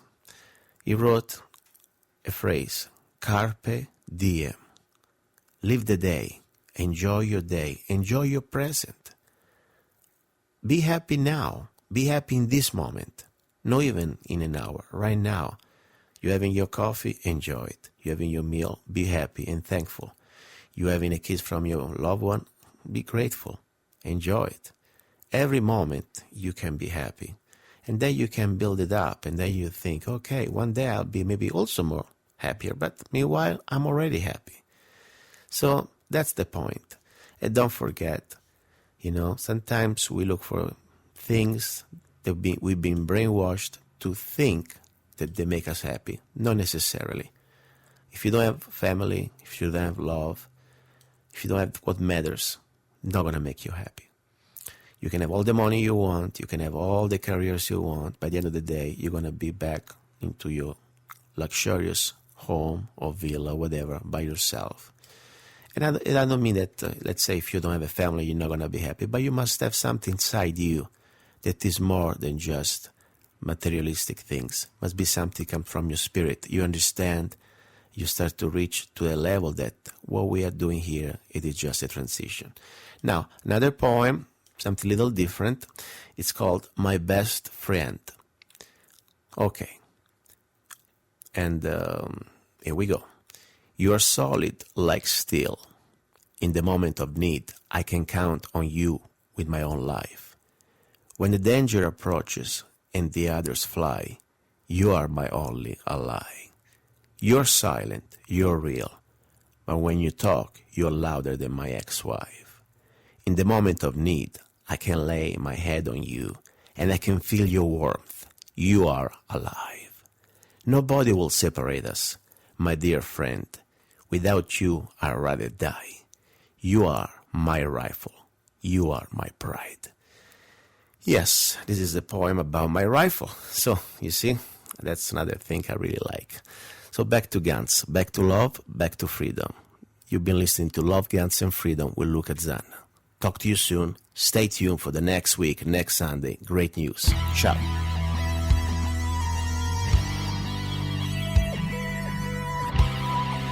You're listening to Love, Guns, and Freedom with Luca Zanna on Guerrilla Media Network.